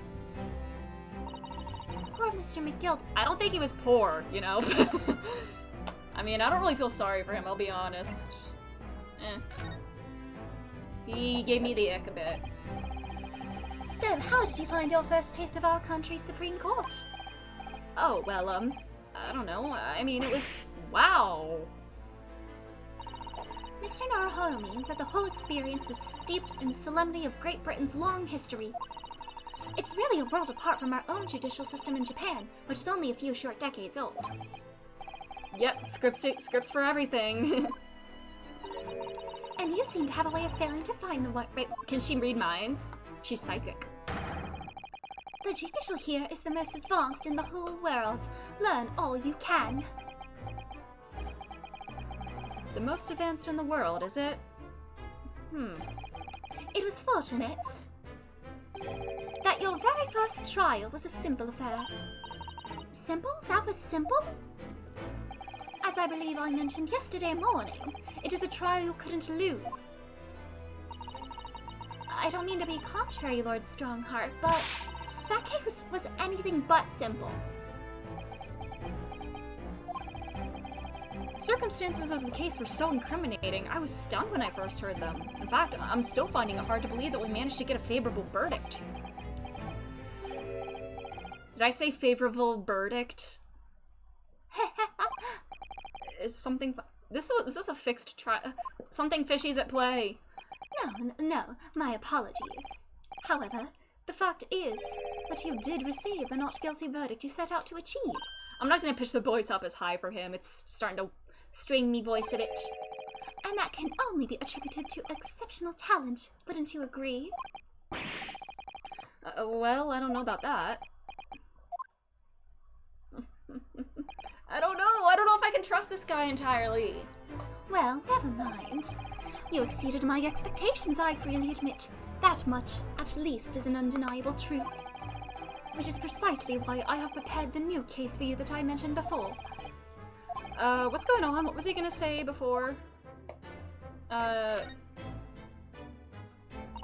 Was this set up anyway? With the case being prepared for me. Did they just have a bunch of cases lined up for Kazuma to take? And then, I don't know. Yeah. Yeah, I saved and I didn't overwrite it. Yeah. I'm thinking this might be the only way, honestly. I'm starting to think this is probably the only route, because we had the whole animated cutscene. This case begins with him, like, the not guilty verdict, and then him burning to death. So I'm thinking it would have ended up that way regardless. Just my speculation. You know what, Ash? Yeah, I'll accept the Ash. Is that the only way that case ends, or is there another ending? Genuine question, because I'm curious now. But I suspect this might be the only way this goes. Don't tell me it's a murder and the trial starts in 10 minutes. Don't worry, it's nothing so alarming or quite so urgent as your last assignment. Only one ending. Okay. Okay, thanks. In fact, this case is completely different. Oh, I see. Did he just read my mind? I mean, Susato just did too. That is to say, no one has died as yet. And the trial will not be today. There is plenty of time to research the case thoroughly. 23 hours, 43 minutes, and 19 seconds to be precise. A day. So the trial's tomorrow then.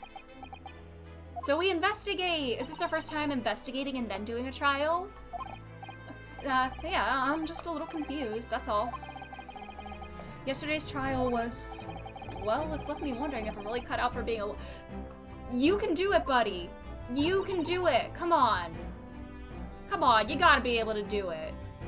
You gotta be able to do it. You are cut out. Come on. You can do it. Oh, Mr. Naruhodo. I don't know if I could face standing in that courtroom again after... Do it for him!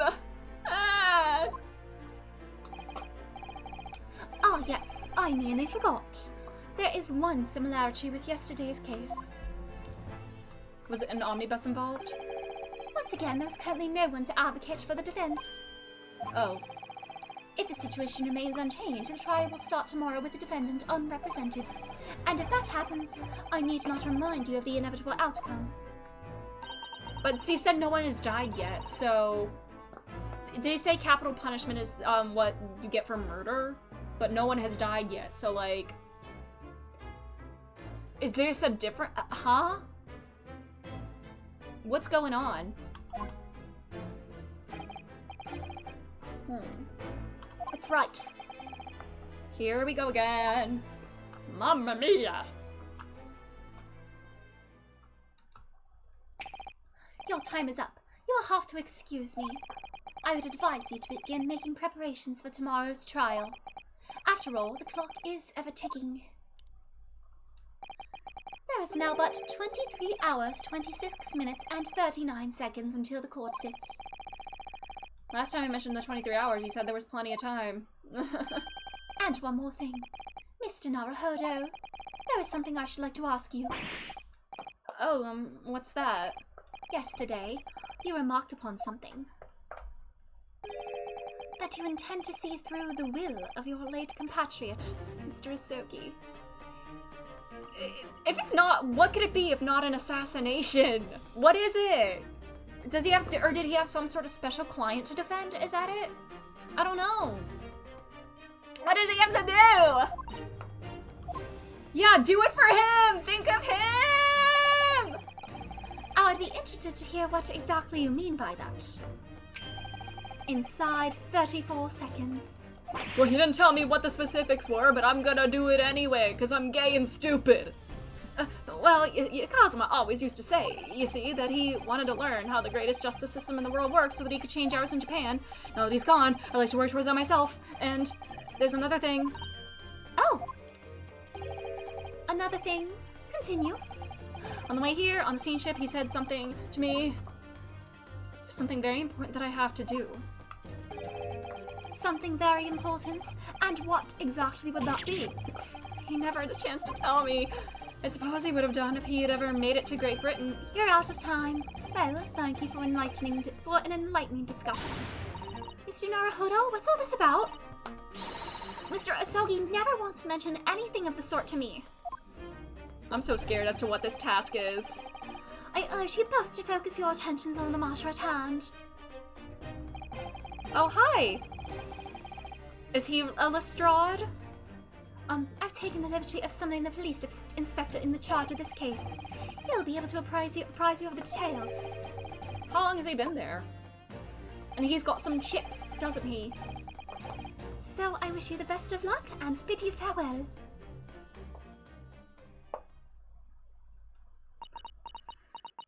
Fucking guy! He does look like a fucking guy.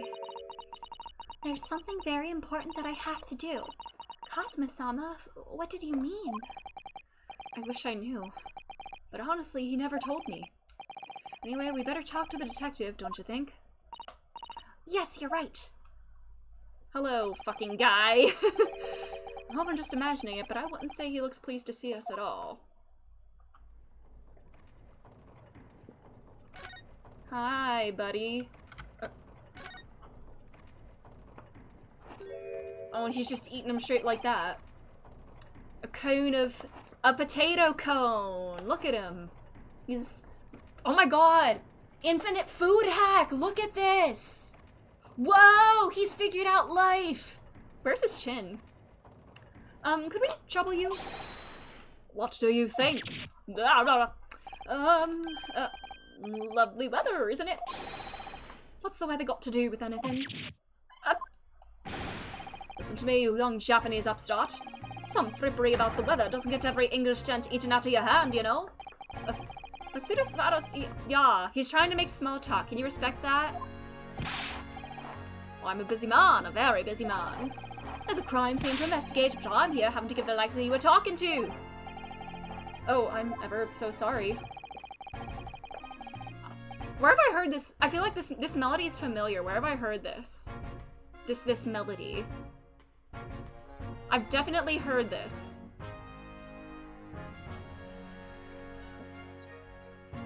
Like, not this specific arrangement, but this like, melody and this rhythm sounds familiar.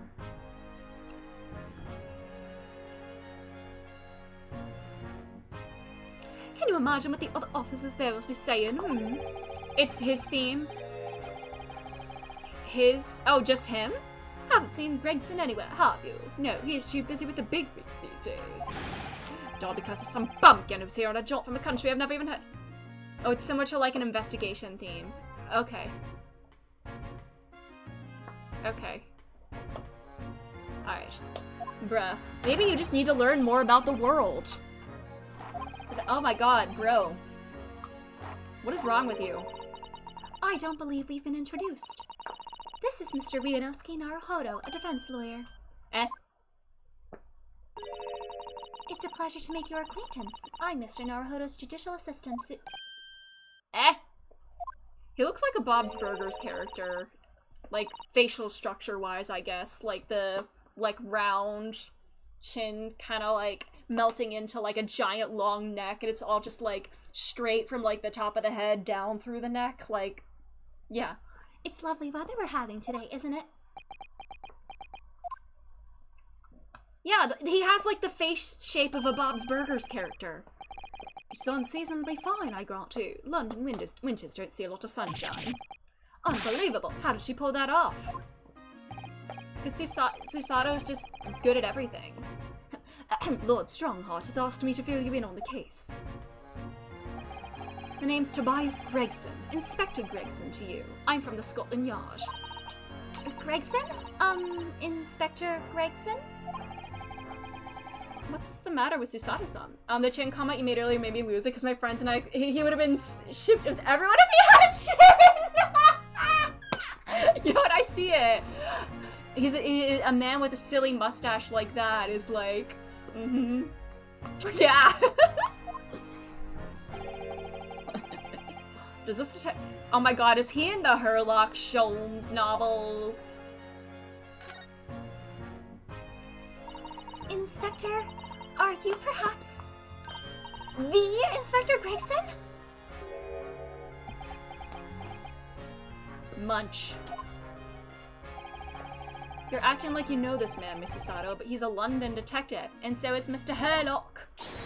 Oh, I do know him very well, in fact. Very well? Yes, he features prominently in the Adventures of Sherlock Holmes. Oh, in that publication. What's it called again? Rance Magazine? That's right! Inspector Gregson and Mr. Sholmes enjoy a wonderful, friendly rivalry! Oh. Oh, she has the face of someone who would read fanfiction about them or something. You know, she's like, they have a wonderful, friendly rivalry! Like, you don't say it with a face like that. And, man, wait till she finds out about Phoenix and Miles. Really? You rival the great Mr. Sholmes? That's incredible. Oh, well, I don't know about that. Mr. Sholmes isn't a professional like myself, of course. She's just like me, yeah! Yeah! But he does come up with the goods from time to time. Mr. Sholmes is equally complimentary about you, Inspector, isn't he? You've earned his highest praise.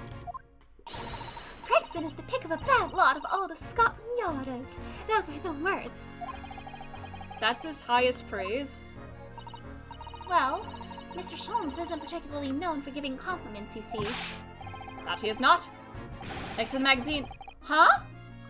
Real life. Huh? Why'd that not go through? Huh? No! Goro Akechi!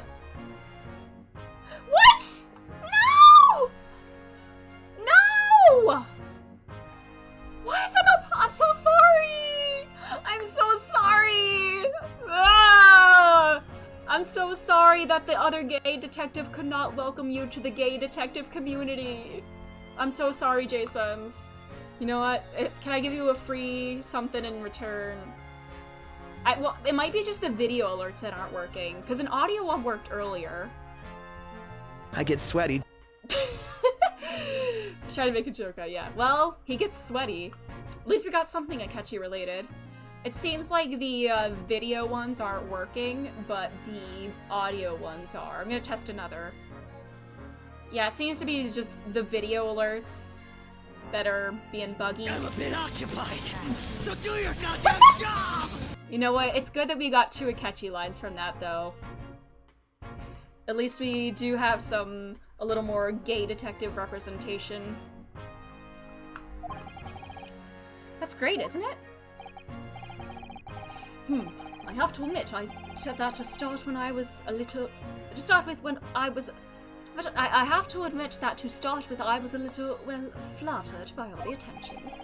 Everyone wanted to shake my hand, and my reputation at the yard went through the roof. Well, that's wonderful. No, it is not! There's nothing more sinister than the man on the street. People are always looking at me now. They're whispering rumors on me under their breath, I'm sure. Rumors? Are you quite sure? Oh, he's graying. He got some gray hair. He's changed since he started appearing in those stories. The fame's gone to his head. Stuff like that. Gosh, do you really think people are saying such mean-spirited things about you? Like I said, they whisper, so I can't catch exactly what they're saying. But I know what folk are like. I'm sure that's what they're saying. As sure as eggs is eggs. I get the feeling this detective could be very hard work. Oh dear. Perhaps a sudden rise to fame does change people.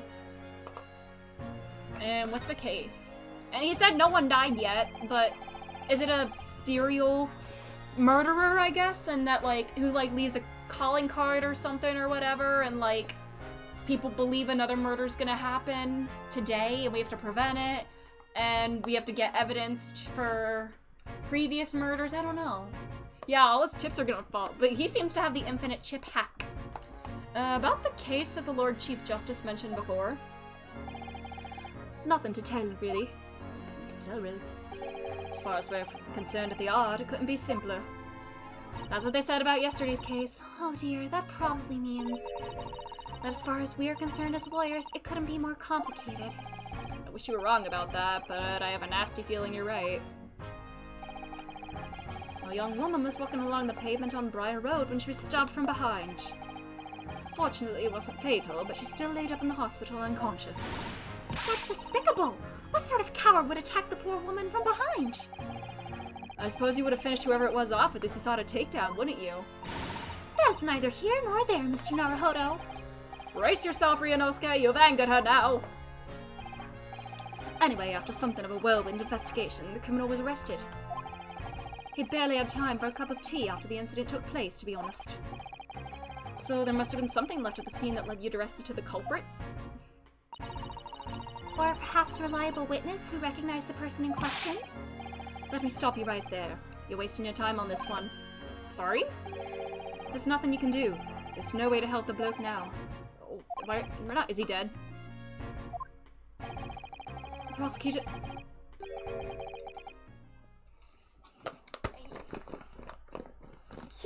Oh. I want to see the gay vampire put his leg back up on the table and make his cape go whoosh. I need all the theatrics. No! Sounds like you've heard of him then. Oh yes, we are very familiar with Lord Van Zeeks. Believed to be the harbinger of death itself. The Reaper of the Bailey. Tell me about him. Lord Barack Van Zeeks, who we faced in court only yesterday. Mr. McGilda told us about him before the trial, didn't he?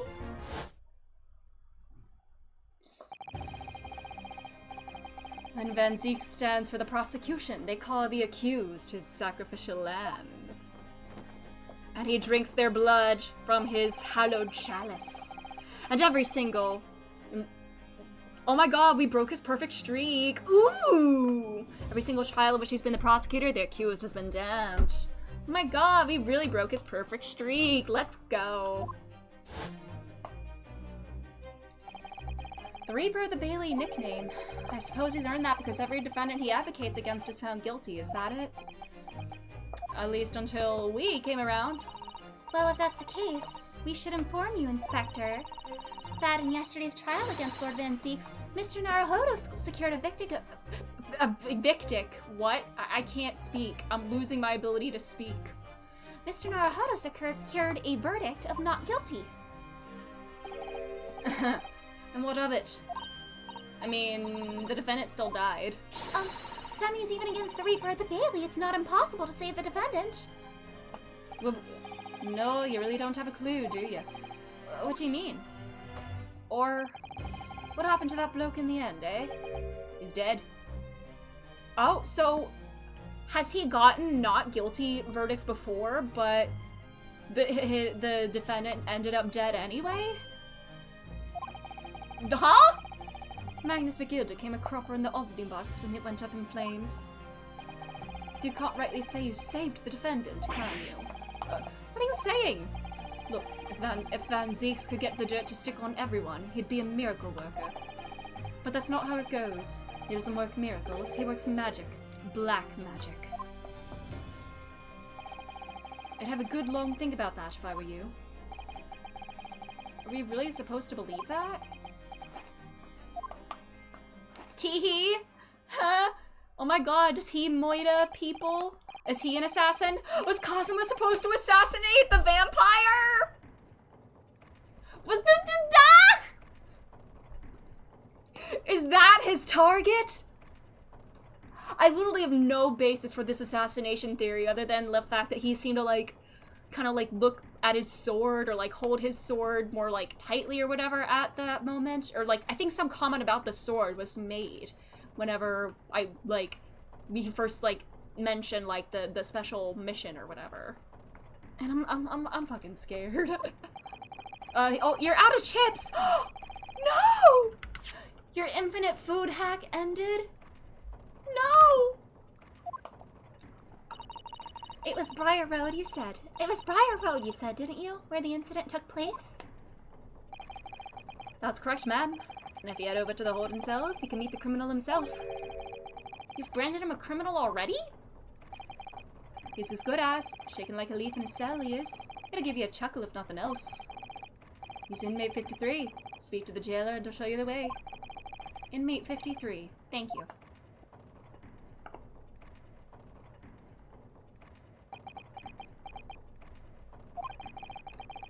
So there's no helping anyone against the Reaper of the Bailey, they say. Is something troubling you, Mr. Naruhodo? To tell the truth, when I recall the trial yesterday, I can't stop myself from shaking. The idea of facing the Reaper in court again is... Well, if you think it's too much for you, there's no shame in turning the case down. That takes courage too.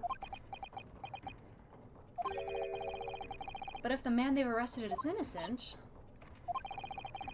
you could well imagine he would be shaken like a leaf in his cell. And I, for one, wouldn't find the sight of that funny. So? If I'm honest, I'm still reeling from the shock of yesterday's events myself. And I'm really not sure if I'll be able to help this man, whoever he is. But I'd like to try, so I think I'm going to make some inquiries. Will you help? Did you really think you had to ask? After all, I am your judicial assistant. Thank you. So then, shall we? Yes! Let's go! Alright. Let's go to the prison first. Let's go meet our defendant. Handcuffs, I bet. No, wait, those are wall cuffs. It's an actual dungeon. So these are British prison cells. I almost read that as British person cells. Oh, they're ghastly. It feels just like a dungeon. Time for one of my friend's favorite characters. Ooh, I'm excited. And having experienced it in Japan myself, I can assure you that our wooden cells feel a lot cozier than these cold stone walls. Oh, don't, Mr. Naruhodo. You're making it seem worse. Apparently our client is in this cell here. But it's so dark at the back there, I can't make— Is he hiding under the bed? Inmate 53, your legal representative is here to see you. Stop hiding at the back of the cell and show your face at once. Am I? Mm-hmm. Am I a cut, as yet with no name? Calling me by a number. It's utterly, unbelievably, unjustly unreasonable. I refuse to answer. Mr. Naruhodo? What? What do you think is going on here? Isn't another rich person that's been arrested? And they're just... Oh wait, it was in Japanese? Aww. He's got sad puppy dog eyes! I already love his big wet eyes and seemingly loser boy personality. He said like 2 things. I'm sorry. I love when a man has sad puppy dog eyes. Excuse me. Shh. Quiet! You good? They're all around. Hiding. I know they are. They're watching. Listening. Even now. I can sense it. Are you okay? He's so loser boy. Oh, I'm gonna love him, aren't I? Right. So could I ask you— There you are! You've come to curse me, haven't you? Don't try to hide it. You're a ghost! A ghost? Aww, poor guy seems paranoid. Aww. You mean you no harm, prisoner-san? Prisoner-san! Are you Japanese by any chance? Oh, the eyes! I love his eyes. He's a puppy. He looks like a little puppy. This is beyond my wildest dreams! Oh, I love him already. To help you understand, my friend's favorite characters include this dude and Rhonda Light.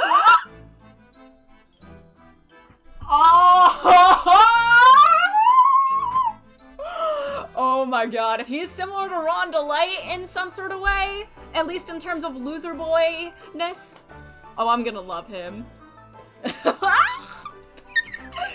Oh my god. Forgive me for that outburst before. I'm sorry. Oh, it's fine. We were just a little surprised, that's all. Imagine it! It's been 12 long months since I left my hometown, and here I am in a frightful fix in a foreign land. So hearing the sweet, sentimental tones of a compatriot's voice here in this damp, dark hellhole was a most monumentally moving moment! Oh, I love him. I love him. Oh, he's a silly loser. Oh my god. Who could have guessed that this new client Lord Strongheart assigned us to were turning out to be a fellow Japanese? Oh, what compassion my fellow countrymen show to dispatch a first-class lawyer all the way from Japan to defend a mere foreign student. Noble, nurturing, never-failing Nippon! I love his poses, oh my god. A first-class lawyer? Oh dear, I think there's been something of a misunderstanding here. I wonder, would you be so kind as to tell us what happened? Why you've been detained as a suspect, for example? Yes, I can, I will. Shan't stay sullen and silent. What was that hip thrust? Bro was doing the pelvic thrust. Ooh. Oh my god, I love him. I am not quite sure I understand what he means, but he seems happy. Yes, he does. I just hope he actually has a good reason to be. Thank you for your cooperation. I am a lawyer, as you said. My name is Ryunosuke Naruhodo. And I am Naruhodo-san's judicial assistant, Susato Mikotoba. cool localization thing. When Ryunosuke and Susato say Japanese suffixes, it's implied that they're speaking Japanese. Ah, oh, that's cool. Nice. That's pretty cool. I am a visiting student sent here by our government. Just like he would have been. Notoriously named Natsume! Soseki Natsume. Hi. Soseki Natsume-san? What an unusual name. Call me Soseki, please. I'm a poet, you see, a writer of haiku. It's something of a nom de plume. A nom de plume? You mean an alias? That's right, Naruhodo-san. Soseki Natsume was a real person. Ooh, was he a writer? No, don't be so prosaic. It's much more refined than that. And haiku? That really reminds me of home. Did I hear you say that you were a visiting student sent over here by the government? He's in BSD? He is? I know there's Ango. Oh, fuck. I was thinking Ango Natsume. Ango Natsume was the guy in Strikers. Ango Sakaguchi is the guy I was thinking of. That's his name. Ango Sakaguchi. That's his name. He is in BSD. I'll have to look out for him. He's not the cat guy, right? No. The cat guy that founded the 3 agency thing. That's not him, right? The Virgin Doyle estate. No, you can't use Sherlock Holmes' real name in your game. And then... First I had... But we use a real life person's name. I had to suffer that misery, and now this! It's beyond the pale! Suffer that misery? Did you not want to study here? The Chad Natsume estate. Yeah, make our real ancestral loser! Literally! I love that for them. I love that. No, I mean, I've had an interest in Great Britain for some years, of course. Oh. But! He looks like he's taking a shit when he does that pose. Just because the government tells you to do something doesn't mean you can do it, no! Well, what do you mean? If they told me to study English literature, that I could have understood. That's my field. But no, they told me to study the English language. Utterly, unbelievably, unjustly, unreasonable! Bro loves his alliteration and assonance. I see. Only the other day, I was told to send a report about my first year here. I tendered a blank piece of paper. Wise words on whitewashing! This is even funnier because Ryunosuke was an English major. Oh my, well, yeah, he was! He was! Oh my god, did they, like, get their studies mixed up? Well, this was supposed to be Kazuma, but man, this was imagine Ryunosuke studying abroad like this, alongside studying English abroad alongside Kazuma studying the law abroad. Ah! It really could have been a joint study tour for them!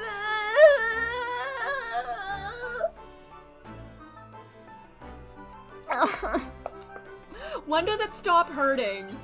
When do I stop feeling sad about this guy?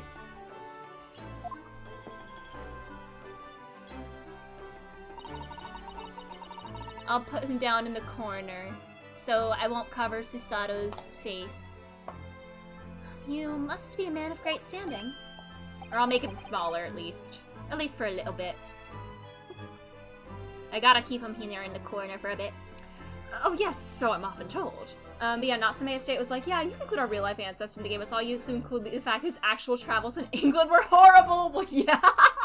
Oh my god, did he, like, get into, like, some kind of, like, trouble or whatever as he was in England? Was he, like, arrested or something? So often told and like to be told, it seems.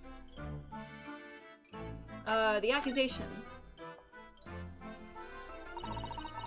Could you perhaps tell us exactly why you've been arrested, Soseki-san? I didn't do it! I didn't commit that atrocious murder. Well, it wasn't actually a murder. It wasn't a murder. Oh, no, it's alright. The woman didn't actually die, did she? But she was stabbed with a knife right before my eyes. Before your eyes? He had horrible anxiety or agoraphobia. Aww, no. You mean you saw the attacker? I didn't see anyone. What? If I'd seen the person who did it, do you think I'd be locked up in here? Man's taking a big poop right now. Oh dear, it seems this case is becoming rather complicated.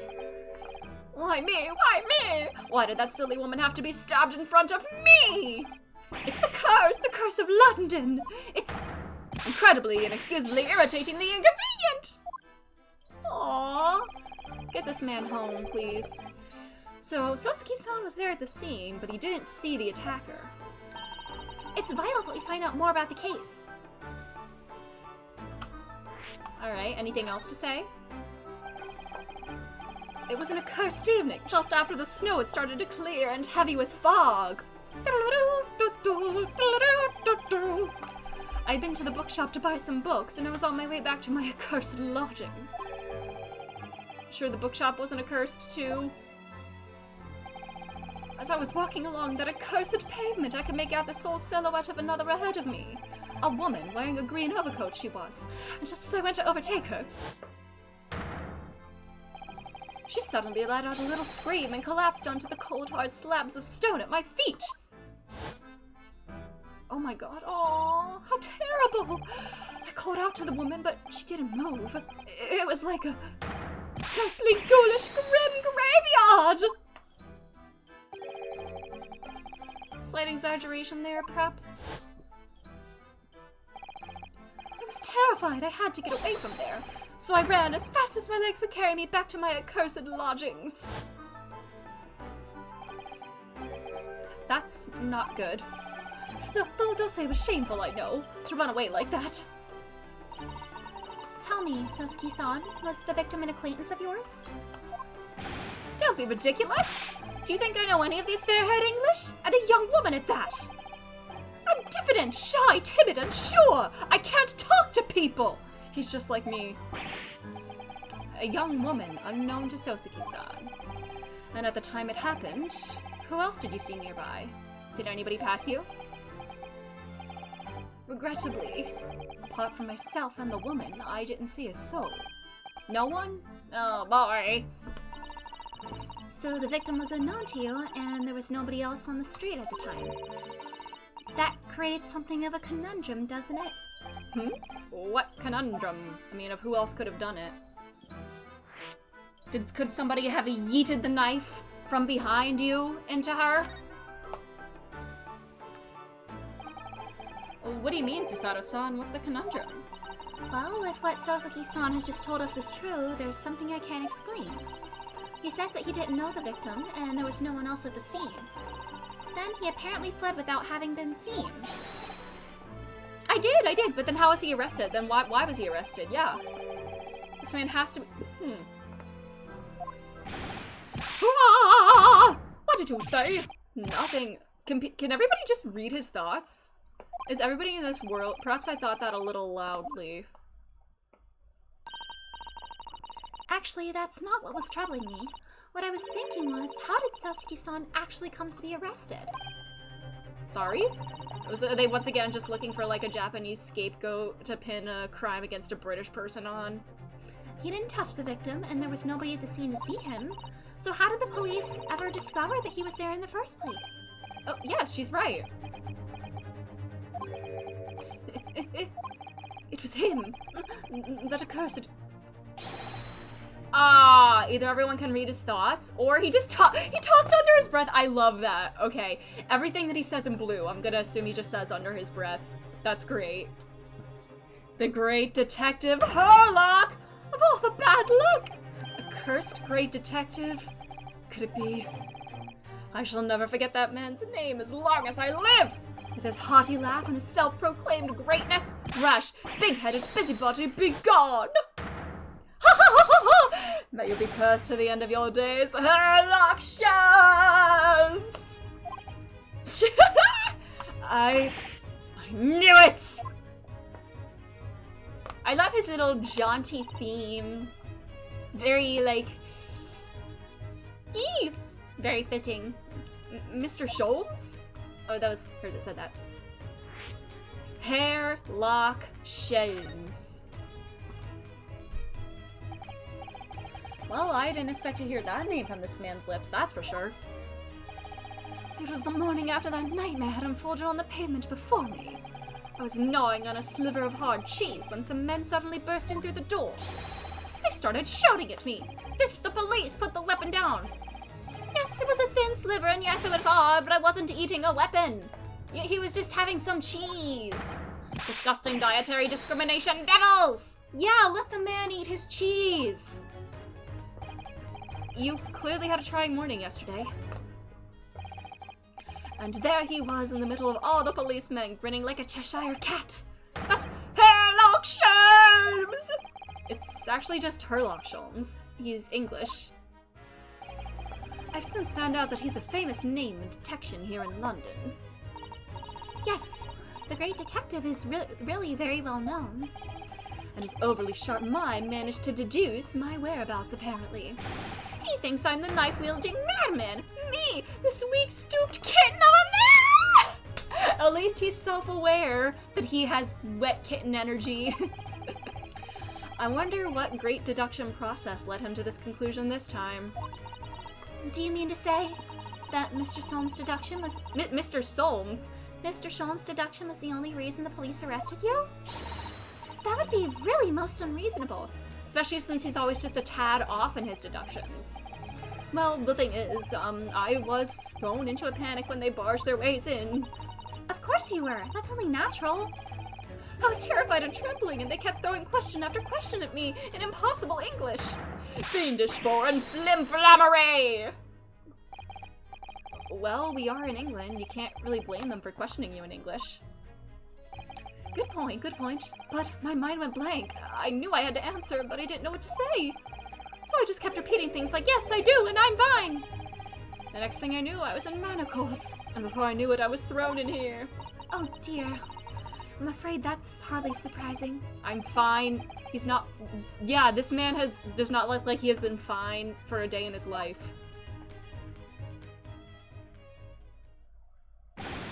Mr. Naruhodo, Esquire!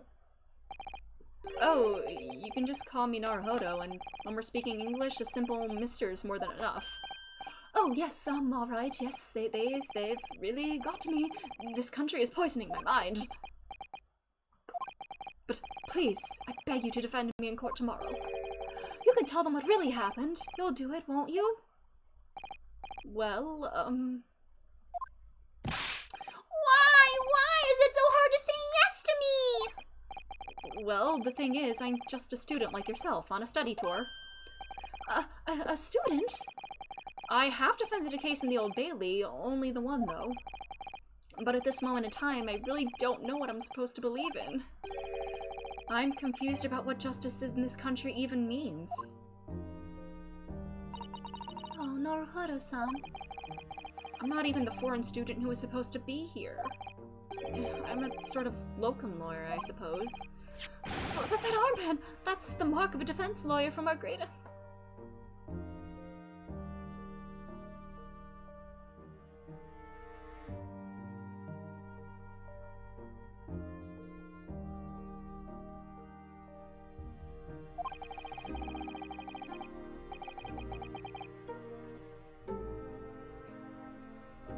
It's a keepsake from the man who should have been here.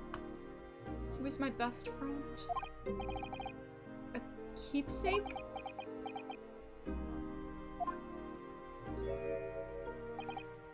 Yeah, the feelings just come out of nowhere. When does it stop hurting?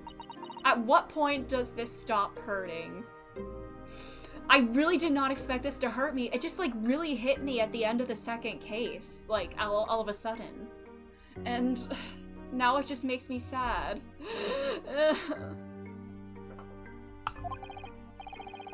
Lawyers, all the British defense lawyers, they won't defend me. Goodness, why do you say that?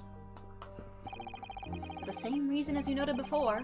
When it happened, there was only the victim and myself around. Imagine it not hurting. Yeah, I know. I'm not a fool. I know it looks as though I must be the culprit. It must be very hard for you, Sosuke-san. Kazuma would defend him, though! And anyway, I'm a student from overseas. I'm just a foreign nobody to them. Someone not to be trusted. I heard them openly laughing about me before. My ears shut without any compunction at all. Any trial for this man would be a waste of time, they said. And of course the foreigner did it. They even had the gall to say, the man doesn't understand half of what's being said anyway. Fuck all of them. That's awful. They're wrong! I've studied more English than half of the policemen out there on the streets. I've traveled halfway around the world to learn about these people's country and its great history. But no one here wants to listen to a man with a strange accent. They all hate me. So at the very least, I'd like to entrust my fate to someone who can listen to me in my native tongue. Aww. You could do it, couldn't you? When I look into your eyes, I can see it. I can see what you've been through. Soseki-san, it's just that... Aww. Give me a little time, please. I'll do what I can for the time being. What do you mean? We shall investigate the case as thoroughly as possible. If we can find some clues, it'll give us a much better chance, I'm sure. Oh, that's because we'll really start to see how the race relations between England and Japan affect legal bias. Yeah, because we're actually going to be defending a Japanese client here, so I'm sure the jury is gonna not be great about that. Yeah, it was apparent the entire time, but it really hits here, yeah. I'll be here, all alone, waiting for you, locum student, Mr. Naruhodo Esquire. We should be going then, Naruhodo-san. We have a case to prepare for. Alrighty. Let's move over to Briar Road. We'll do this little introduction here, and then we'll kick off the real investigation tomorrow, I suppose. But, yeah. Snowman! So, this is where it happened. Briar Road. Look, Mr. Naruhodo! Look at that regulation metal helmet. It's unmistakable. The men of the Scotland Yard are here. They're investigating as we speak. Is Herlock in the snowman? See, I'm gonna be doing a little Where's Waldo with Herlock all the time. Like, he's in this part of the scenery! He's going to burst out of the snowman! He's in the carriage! He's actually the horse! He's in a horse suit! That is their job, you know? But Mr. Naruhodo, to see one with my own eyes. They're often depicted in the adventures of Herlock Sholmes, but I never dreamt I'd ever be this close to a real Bobby's helmet. What? The helmet? Of course. I have to try one on one day. Yes, we have to make sure we do that while we're here. I hope you're... Yes, we're gonna make sure, while we're here, you have to try on one of those helmets, for sure. Hi, Potato Man. What's the Japanese... Well, this is our case. Oh, Inspector Gregson. This isn't on the tourist trails, I'm fairly sure you're well aware. Yes, of course. We're here to investigate. So you've been to the holding cells then? What do you make of the criminal? He's not a criminal, as you put it, Inspector. He's a suspect. We'll see about that. The Japanese like to stick to... Oh, I guess... Bruh. Yep, the bias. Well, do what you will. It doesn't bother me. Luke's in court tomorrow, whichever happens, and the verdict's a foregone conclusion. Stone cold air of rejection. Take heart. London at this time of year is full of stone cold air. That makes it worse somehow. Alrighty. Let's save, and we'll continue this case tomorrow. We're really getting into it. Ah. Ooh, I'm eager to see where this one goes as to, like, how the sort of, like, politics of this case come into play, and that, yeah. I'm a little scared, but I'm excited too, I believe. But yeah, that's where we'll end it for tonight. Thank you all for being here. We'll continue this tomorrow again, same time as today, 6 p.m. Eastern Standard Time. Thanks again for being here, and have a great rest of your day, or night, whatever time it is where you are.